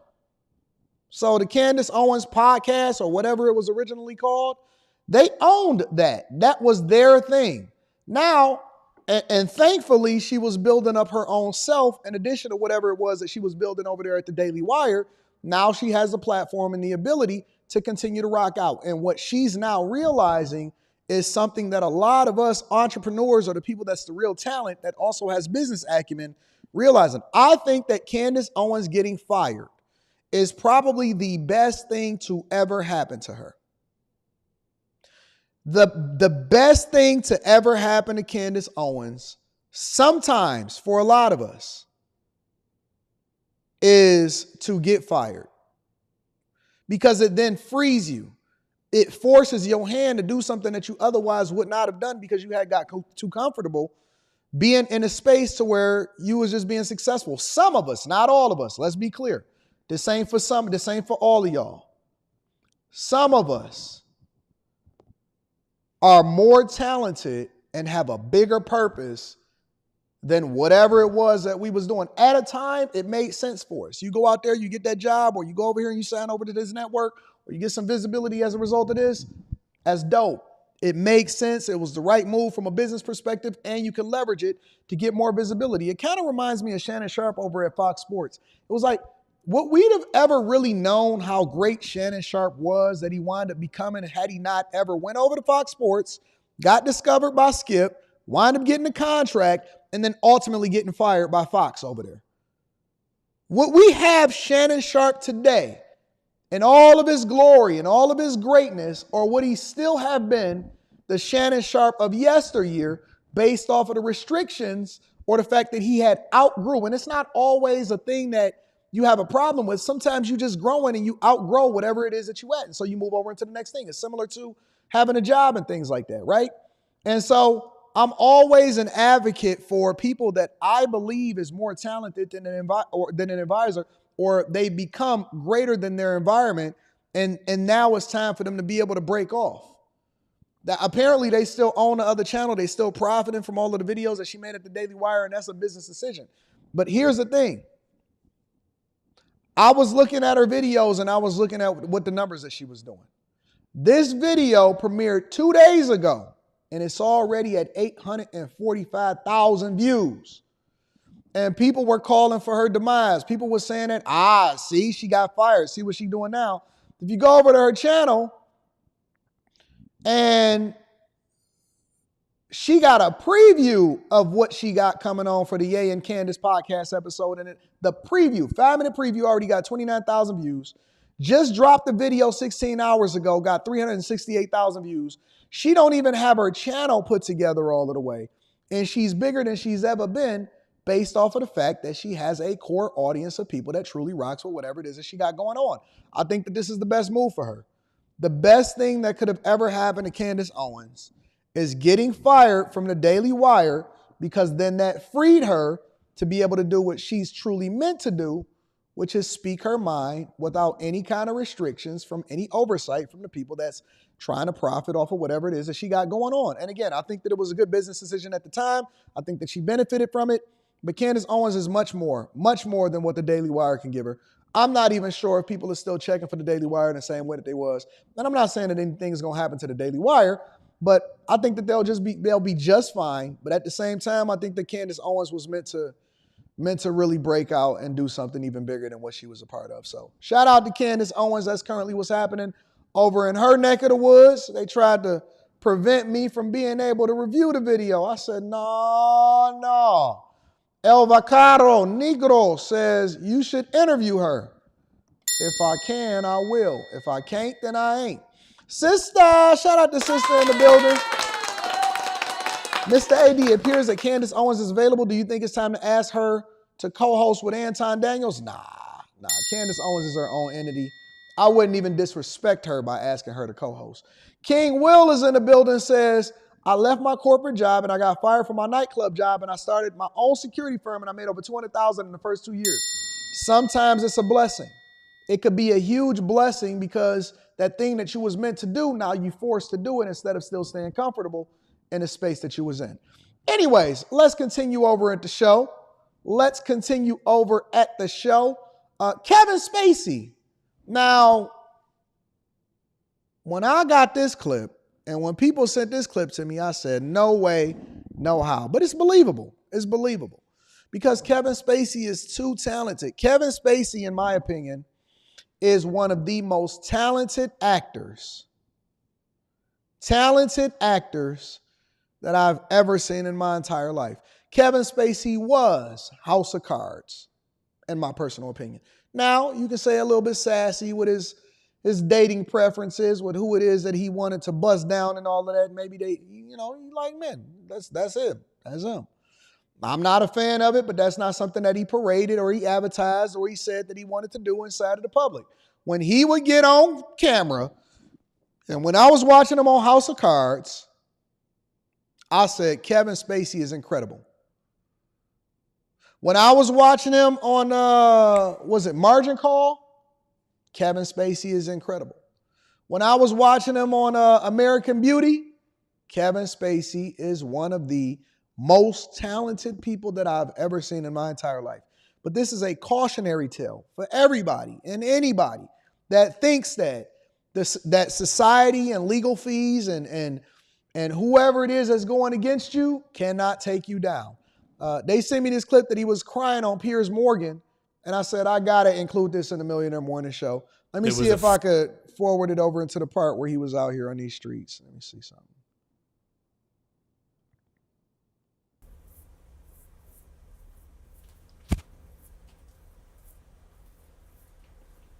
And I'm blessed to have people around me who believe in me. And I'm blessed to have been able to learn what I've been able to learn. Can you imagine if I didn't learn anything? If it was 7 years, then I learned nothing? I wouldn't want to be alive if that were true.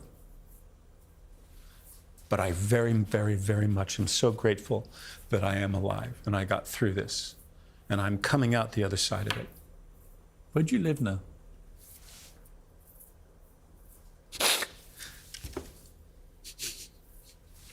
Have y'all ever seen a grown man cry when you ask him where he lives or what his financial situation is? It is one of the saddest things that I've ever seen in my entire life. I'm not talking about a death in the family, because the death of your bank account is just as impactful and as great of a life event as the death of a family member, in my opinion, personally. The death of a bank account is just as impactful, maybe even more, as the death of a family member, in my personal opinion. 100%. 100%. Absolutely. To know that you can't pay your bills, or it's a possibility that you're about to file for bankruptcy, is insane. Listen, you have not seen broken until you see a grown man cry based off of his circumstances. Man, I ain't talking about crying over no woman. I ain't talking about crying over something happened, she left me, oh, my friend turned against me. I'm talking about when a man loses his ability to be able to pay his bills. That's a whole nother cry. That's an ugly cry. That's that cry that your girl got to come in and just rub your back. Don't say nothing to me. Don't try to encourage me. Just rub my back. That's that cry when you get done, you walk out the front door. That's an ugly cry. Like, to see a man break down based off of his ability to be able to provide for himself is probably one of the most humiliating experiences that a man can experience in his entire life. To know that you got people depending on you and you can't even pay.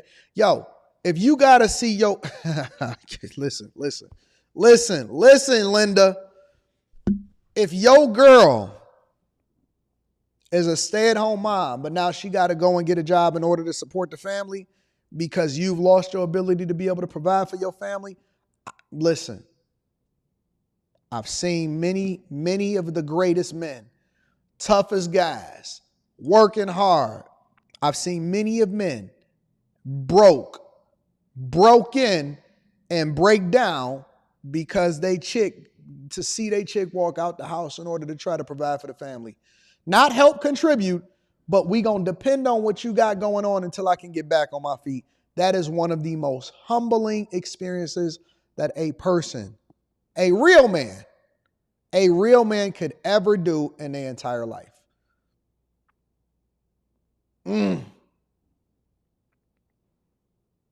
That's why I be so confused as to how people could just like be playing video games and stuff like that. That's Anyways, let me play this clip for y'all. Well, it's funny you asked that question, because this week, where I have been living in Baltimore, is being foreclosed on. My house is being sold at auction. Really? So I have to go back to Baltimore and put all my things in storage. Really? So the answer to that question is, I'm not quite sure where I'm going to live now, but I've been in Baltimore since we started shooting House of Cards there. So how long is that? I moved there in 2012. So this has been your home for 12 years? Well, not this particular place, but this place has been my home and Evan and Lucy's home since 2016. Why is it being foreclosed? Because I can't pay the bills that I owe. Are you facing bankruptcy?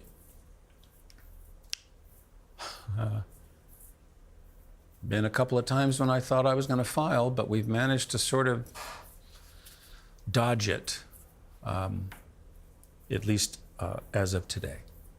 How much money do you have? None. Really? Well, I mean, you have some sense of legal bills. Yeah.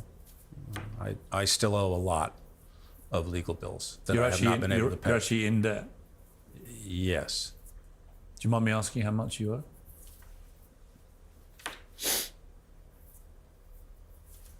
It's considerable. Millions? Many millions, yes. Somebody said in the chat, let me tell you how you know you ain't made enough money yet. All right. Somebody said, I completely disagree, says Nightbreaker. Money is the result of working. And as long as you got work ethic, you can bounce back. Man, some of y'all ain't never even made $1 million in your life, collectively in your life. Some of y'all been making 40 to 40, and ain't nothing wrong with it. Ain't nothing wrong with working and making 40, 45, 50, 55, 60, 60.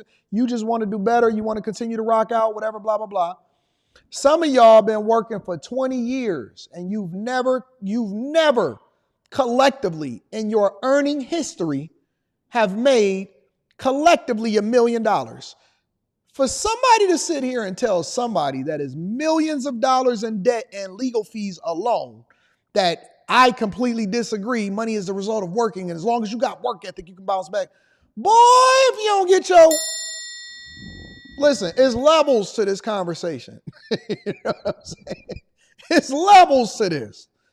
Yeah, that's cool if you just lost your car and you got repossessed. Yeah, you can get your credit back in this amount of years, and you know what I'm saying? You can pay off your debt. They're going to probably garnish you here and there. That's different. Bro,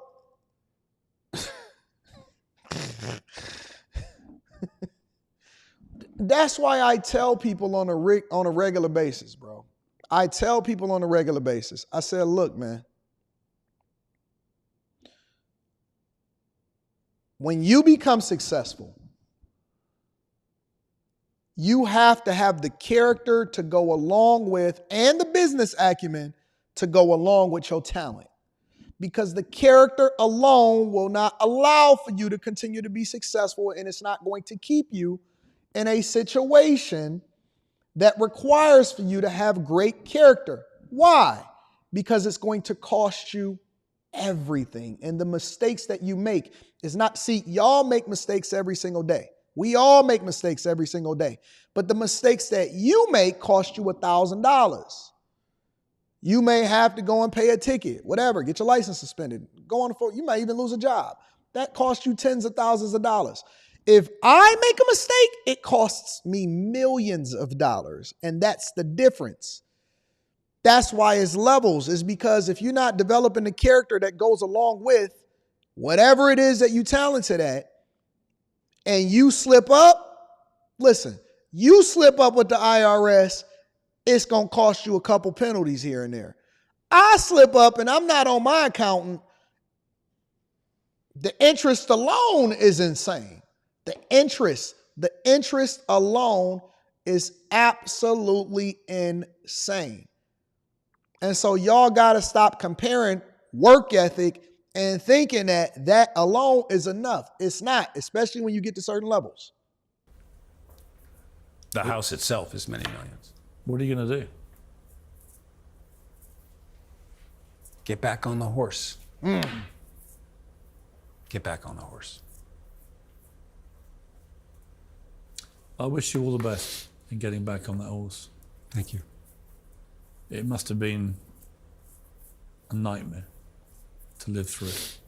And I don't say that because I think you've been completely blameless. We've discussed by your own admission the flaws that led to your behaviour and so on. But I do believe in fairness, and I just think that you've not been convicted of any crimes, either in a criminal court or a civilian court. And at some point, society has to recognise that. Doesn't matter. Society holds men accountable no matter whether or not they've been convicted in a court of law or not. Because they're going to hold you accountable from your bank account. They're going to hold you accountable from the court of public opinion. They're going to hold you accountable in perception, your ability to be able to secure work, all of that. They are going to hold you accountable. So it doesn't matter, but the fact that he's never, ever been convicted of anything. Just the fact that he had to fight the accusations alone cost him everything. Everything that he ever worked for cost him everything. Neither here nor there. That's just my personal opinion anyways. Shout out to who I would consider one of the best actors out here, Kevin Spacey. Thank you for the great content and the tears of joy. Let me read a couple of super chats and then we're going to continue on with the show. Says, how does a little sassy work, TD? Well, let me tell you what the sassiness is. Thank you for the question. Sassy, straight sassy is evident. You showing it, you trying to promote it. It's a thing. You the Billy Porters, whatever. You're trying to show, hey, this is the lifestyle and this is what it is that I'm advocating for you to do. A little sassy means you may have a lifestyle, but that's not something that you're necessarily trying to promote. That's just what you do in your own lifestyle, in your own household. And what we know you for is whatever the great work you do. See, that's the difference a lot of times with people and what they don't understand. I am absolutely 100% an advocate for the laws of the land that we live for here in the United States of America. I may not agree with you, but at the same time, I have no problem with you making your own lifestyle choices that only affect you. The problem comes in is when you try to push it on everybody else and force us to modify our lifestyles in order to support your choices. That's the problem. I will never, ever prevent somebody from being able to feed their family. I will never, ever discriminate against somebody based off of whatever it is that their personal preferences is. But I'm not going to sit here and tolerate somebody trying to force me to say what it is that you think I should say in order to make you feel better about your lifestyle. That's the difference. That's the difference. What you do in your own household, only you got to answer to God about. But when you start coming over here and telling me what it is that I need to do in order to make sure that you feel more comfortable in my presence, get out of my face, bro. When you start talking about what our schools should be preaching and all of this other, get out of my face with that, bro. When you start talking about what it is that I need to call somebody, man, get on out of my face with that, bro. Because you disagree with me on a lot of stuff. I disagree with family members on a lot of stuff. But it doesn't mean that I'm going to prevent them from being able to feed their family. That's the difference. That's the difference. So shout out to A.R. Smitty for the question. I appreciate you. Cartier 82 says, I want to move from my job. What's the top three industries? What do you mean? What do you mean you want to move from your job? What skill set do you have? What job are you currently doing? That question is a lot more complex than just giving you a one-size-fits-all answer or solution. I don't know if you're apt to go into certain industries. I don't know if you have an engineering background. I don't know what type of engineer you want to be. I don't know if you want to go into cybersecurity. Maybe you want to go into public speaking. I don't know. You got to give me more context, big dog. It's not just about going into the top three industries. If you just want to know a top three industry, then go into STEM. Go into STEM. Said that's called flaming. No, flaming is Billy Porter. But promoting it, you don't have to necessarily be flaming in order to promote it. High Tolerance says, at least Spacey was transparent. Some of these chatters don't have a clue. Let life hit you just right, and you'll be singing a different tune. Yeah, they're going to start getting a little bit more compassion for people. Facts. Did you see 8 suspected ISIS members arrested? I did see that. But I had already prepared for the show today, so we might include that in tomorrow's show. Shout out to y'all. Make sure y'all hit a like for the algorithm, subscribe to the channel, and turn on your notifications.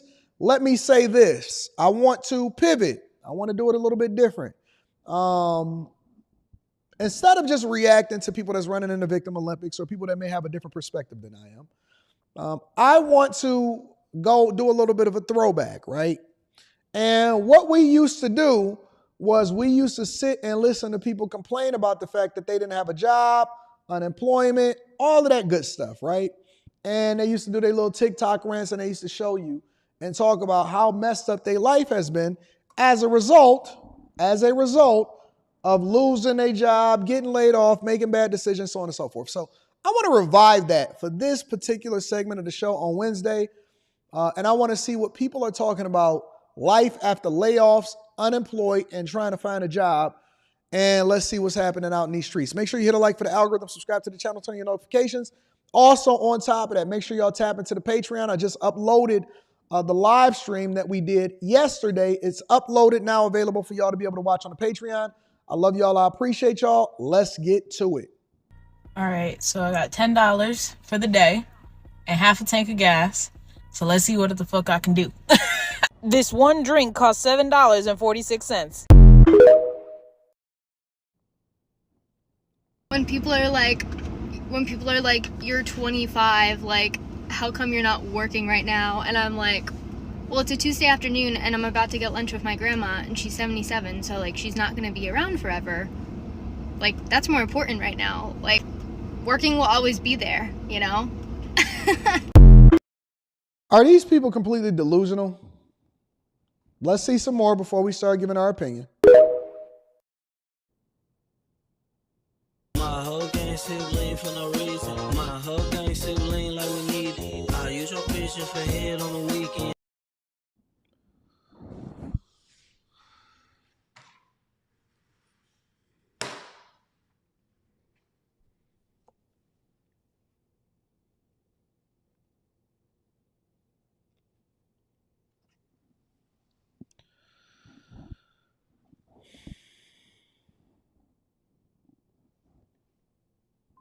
I smoke is always still look like y'all mean to. So fucking broke, it look like you got disease. I show you how to. Yo, y'all got grown men with red beards. Grown men with red beards.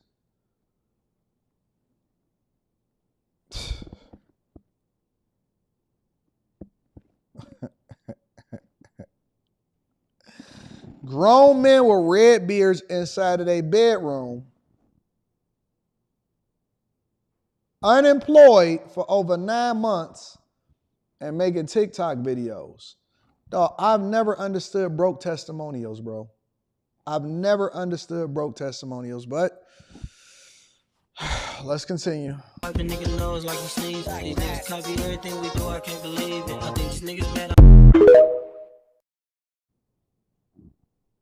Day in my life as an unemployed 30-year-old living at home. I always make my bed first thing so I'm not tempted to crawl back in and completely give up. And then of course, next stop is coffee so I can actually feel something. This is actually the first moment that I realized that Planet Oat Milk is absolutely disgusting. Next is my morning dose of Stoic philosophy, then I'm off to the races at my desk setting up my Notion for the day. I also like to take a moment to reflect on what I'm most grateful for. And lastly, I try to overload myself with tasks so I can still feel like a productive member of society. I jump into an online course that I'm taking and then I decide, how can I best torture myself today? I decide that it's finally time to download DaVinci Resolve and learn how to color grade in it, but then I open up a video and see this and immediately click out. This leaves me feeling a little dejected, so I get in the car and go to Muay Thai class. I always start with a quick workout in the bag and then I put on these sexy Muay Thai goggles for sparring class so I can beat people up in style. On the way home, we grab some Chipotle for dinner and then I'm winding down for the night with the 7.5 Deaths of Evelyn Hardcastle. But I didn't see her do any job applications. Like I didn't see that. Okay, so Muay Thai class is awesome. Being productive and getting outside, phenomenal. I don't see anybody actually applying for any jobs though. They're not revising their resume. They're not going out and meeting with recruiters. They're not having conversations. They're not making connections. They're not reaching out to people and doing research on Glassdoor or LinkedIn. Yo, are y'all really wasting y'all 24 hours every single day doing nothing? Y'all not hustling. Y'all not door dashing. Y'all not Grubhubbing, Uber Eats. Y'all not out on the side of the road holding a sign. Do something. Yo, we are so coddled here in America. I didn't realize how coddled we are inside of society today. We are the most coddled group of people. I can see why immigrants come over and take over, bro. I'll do anything to feed my family.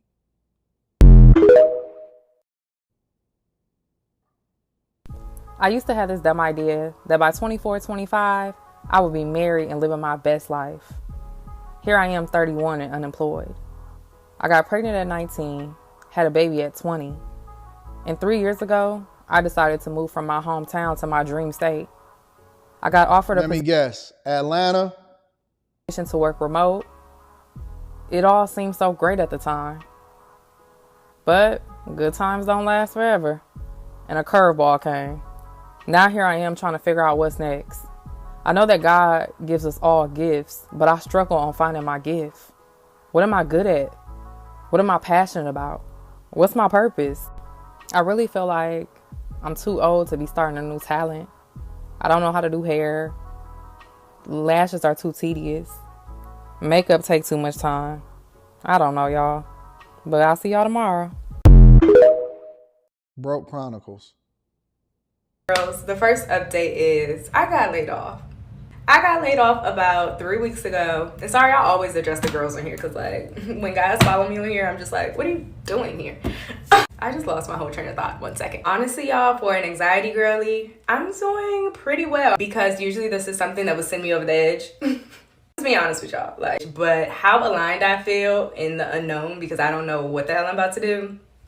It's like a calming feeling. I mean, this was God all the way because I have been praying. I've been praying the prayer. I'm not feeling it. I need to change, like this and that. Show me what I need to do. A couple weeks later, I got laid off. I don't know. I don't know how relevant God is in our day-to-day decisions and putting ourselves in a position and not necessarily continue to be successful. I don't know how much I could really rock with that. You know what I'm saying? Like, I don't know if that's really a thing.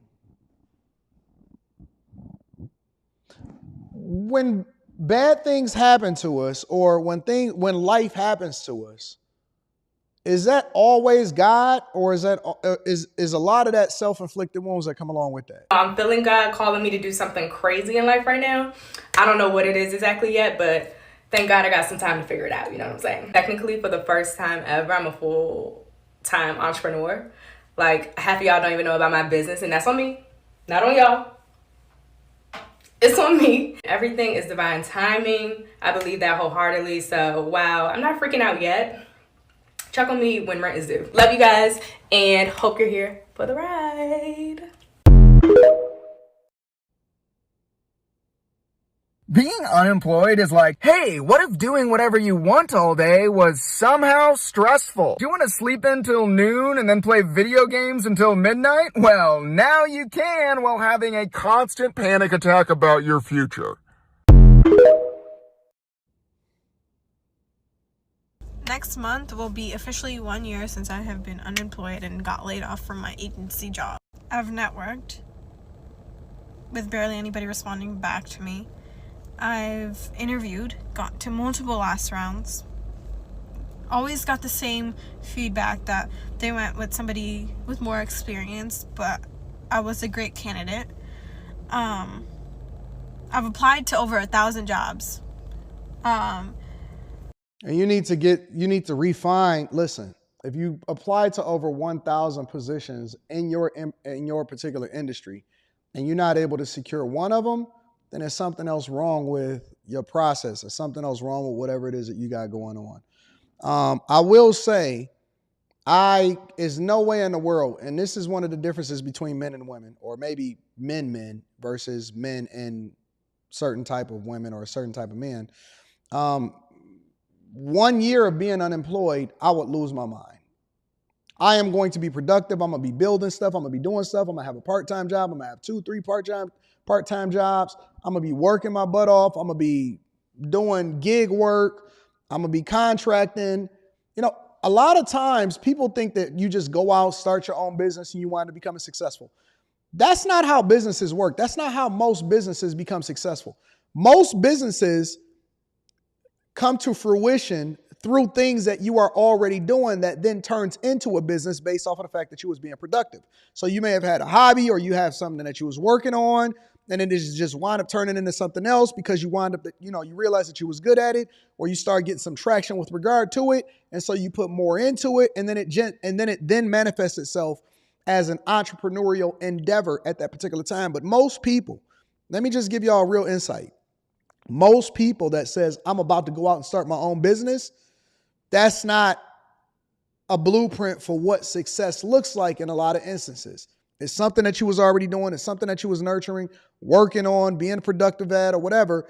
And then it turns into, you turn your hobbies into a business or you turn the thing that you was interested in and you learn how to monetize it. And so that's when they say you never work a day in your life because you're just doing the thing that you're passionate about. But you're just being more productive and more consistent with it. But those things come out of naturally. And that's why I tell people all the time, even on coaching calls, your purpose is revealed to you through the work. You got to be productive. You got to be active. It's not just about looking. It's about being productive while you're looking, because the biggest opportunities come out of your curiosity, your hands, your work, your being productive.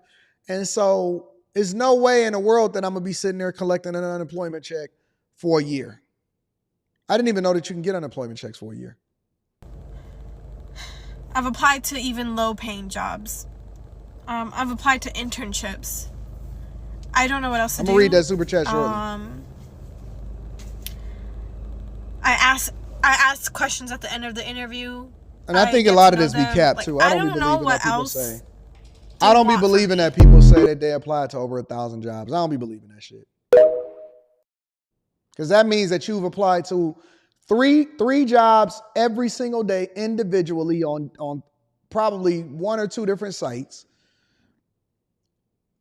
You've applied to 3 jobs every single day for a year. I don't believe it. Not even a little bit.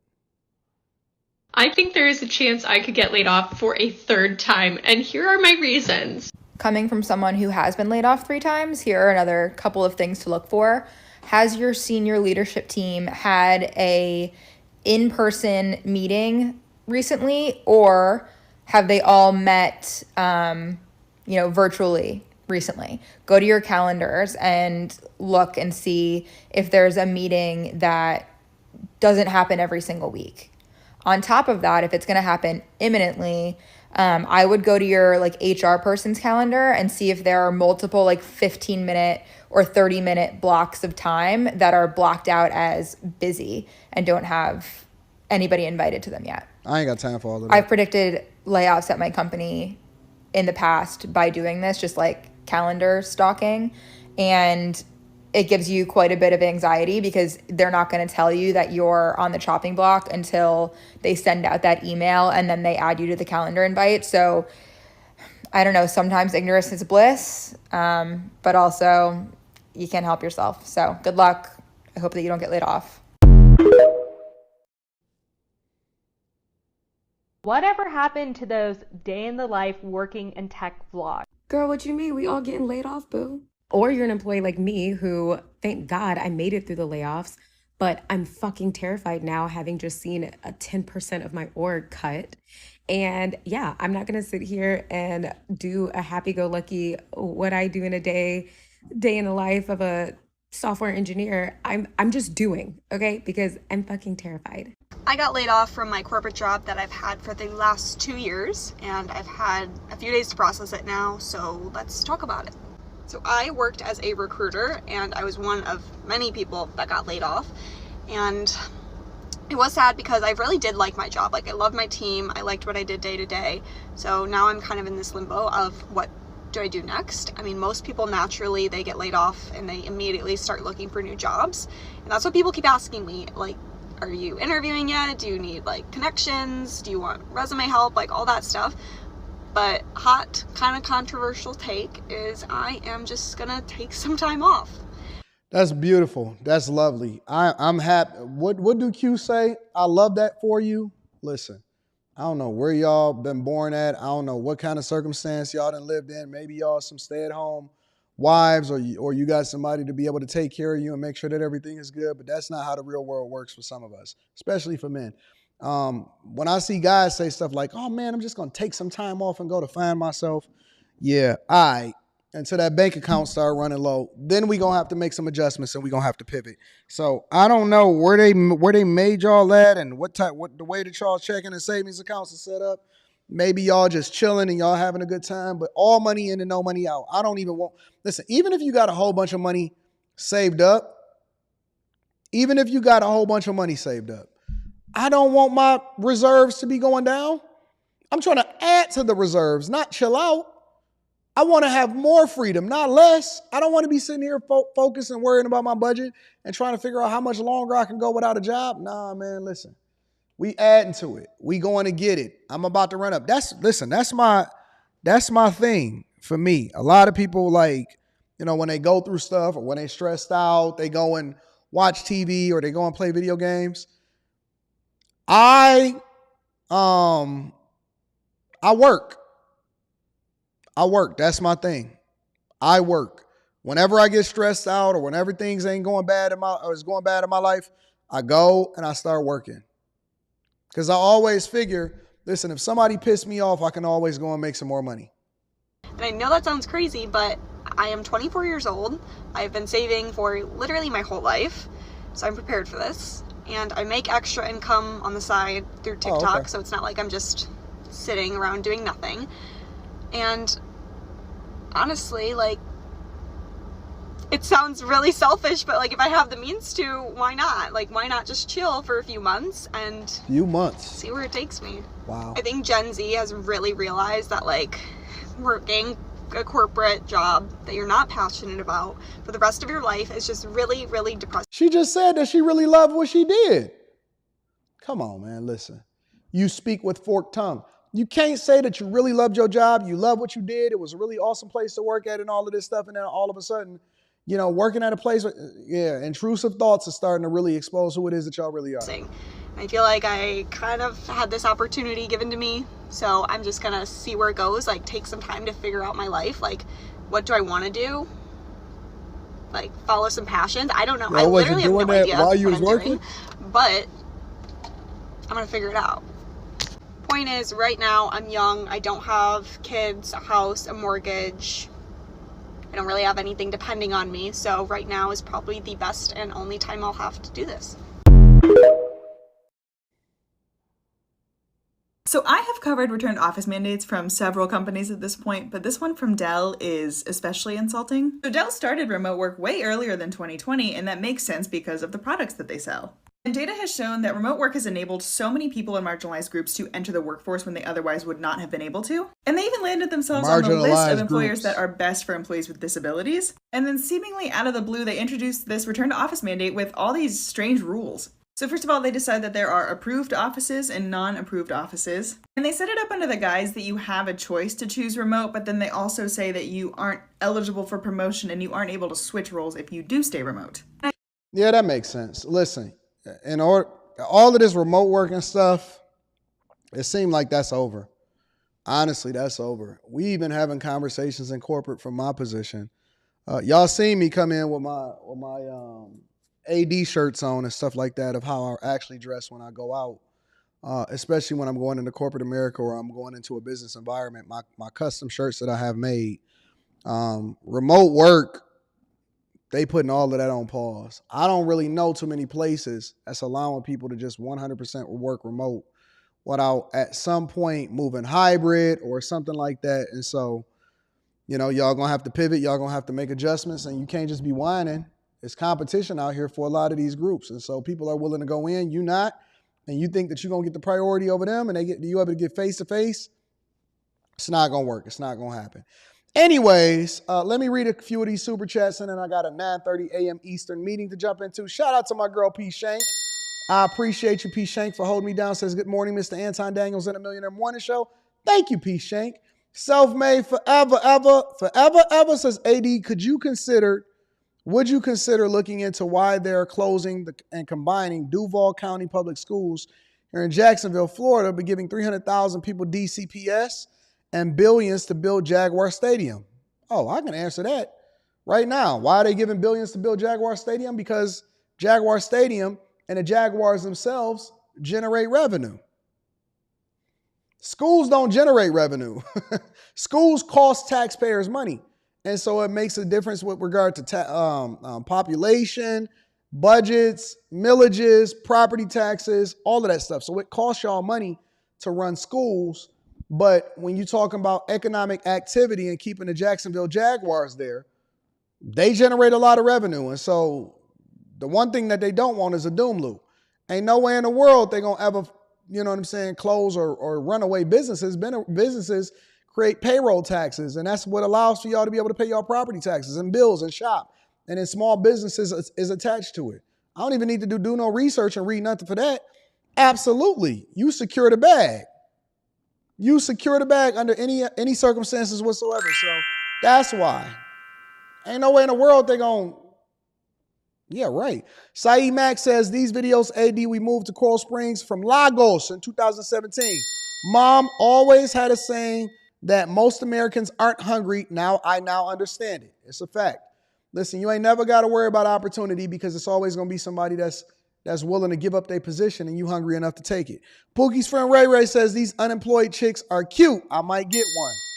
Yeah, you got to wait till they suffer a little bit more, until they're a little bit more humble, though. High Tolerance says pride kills.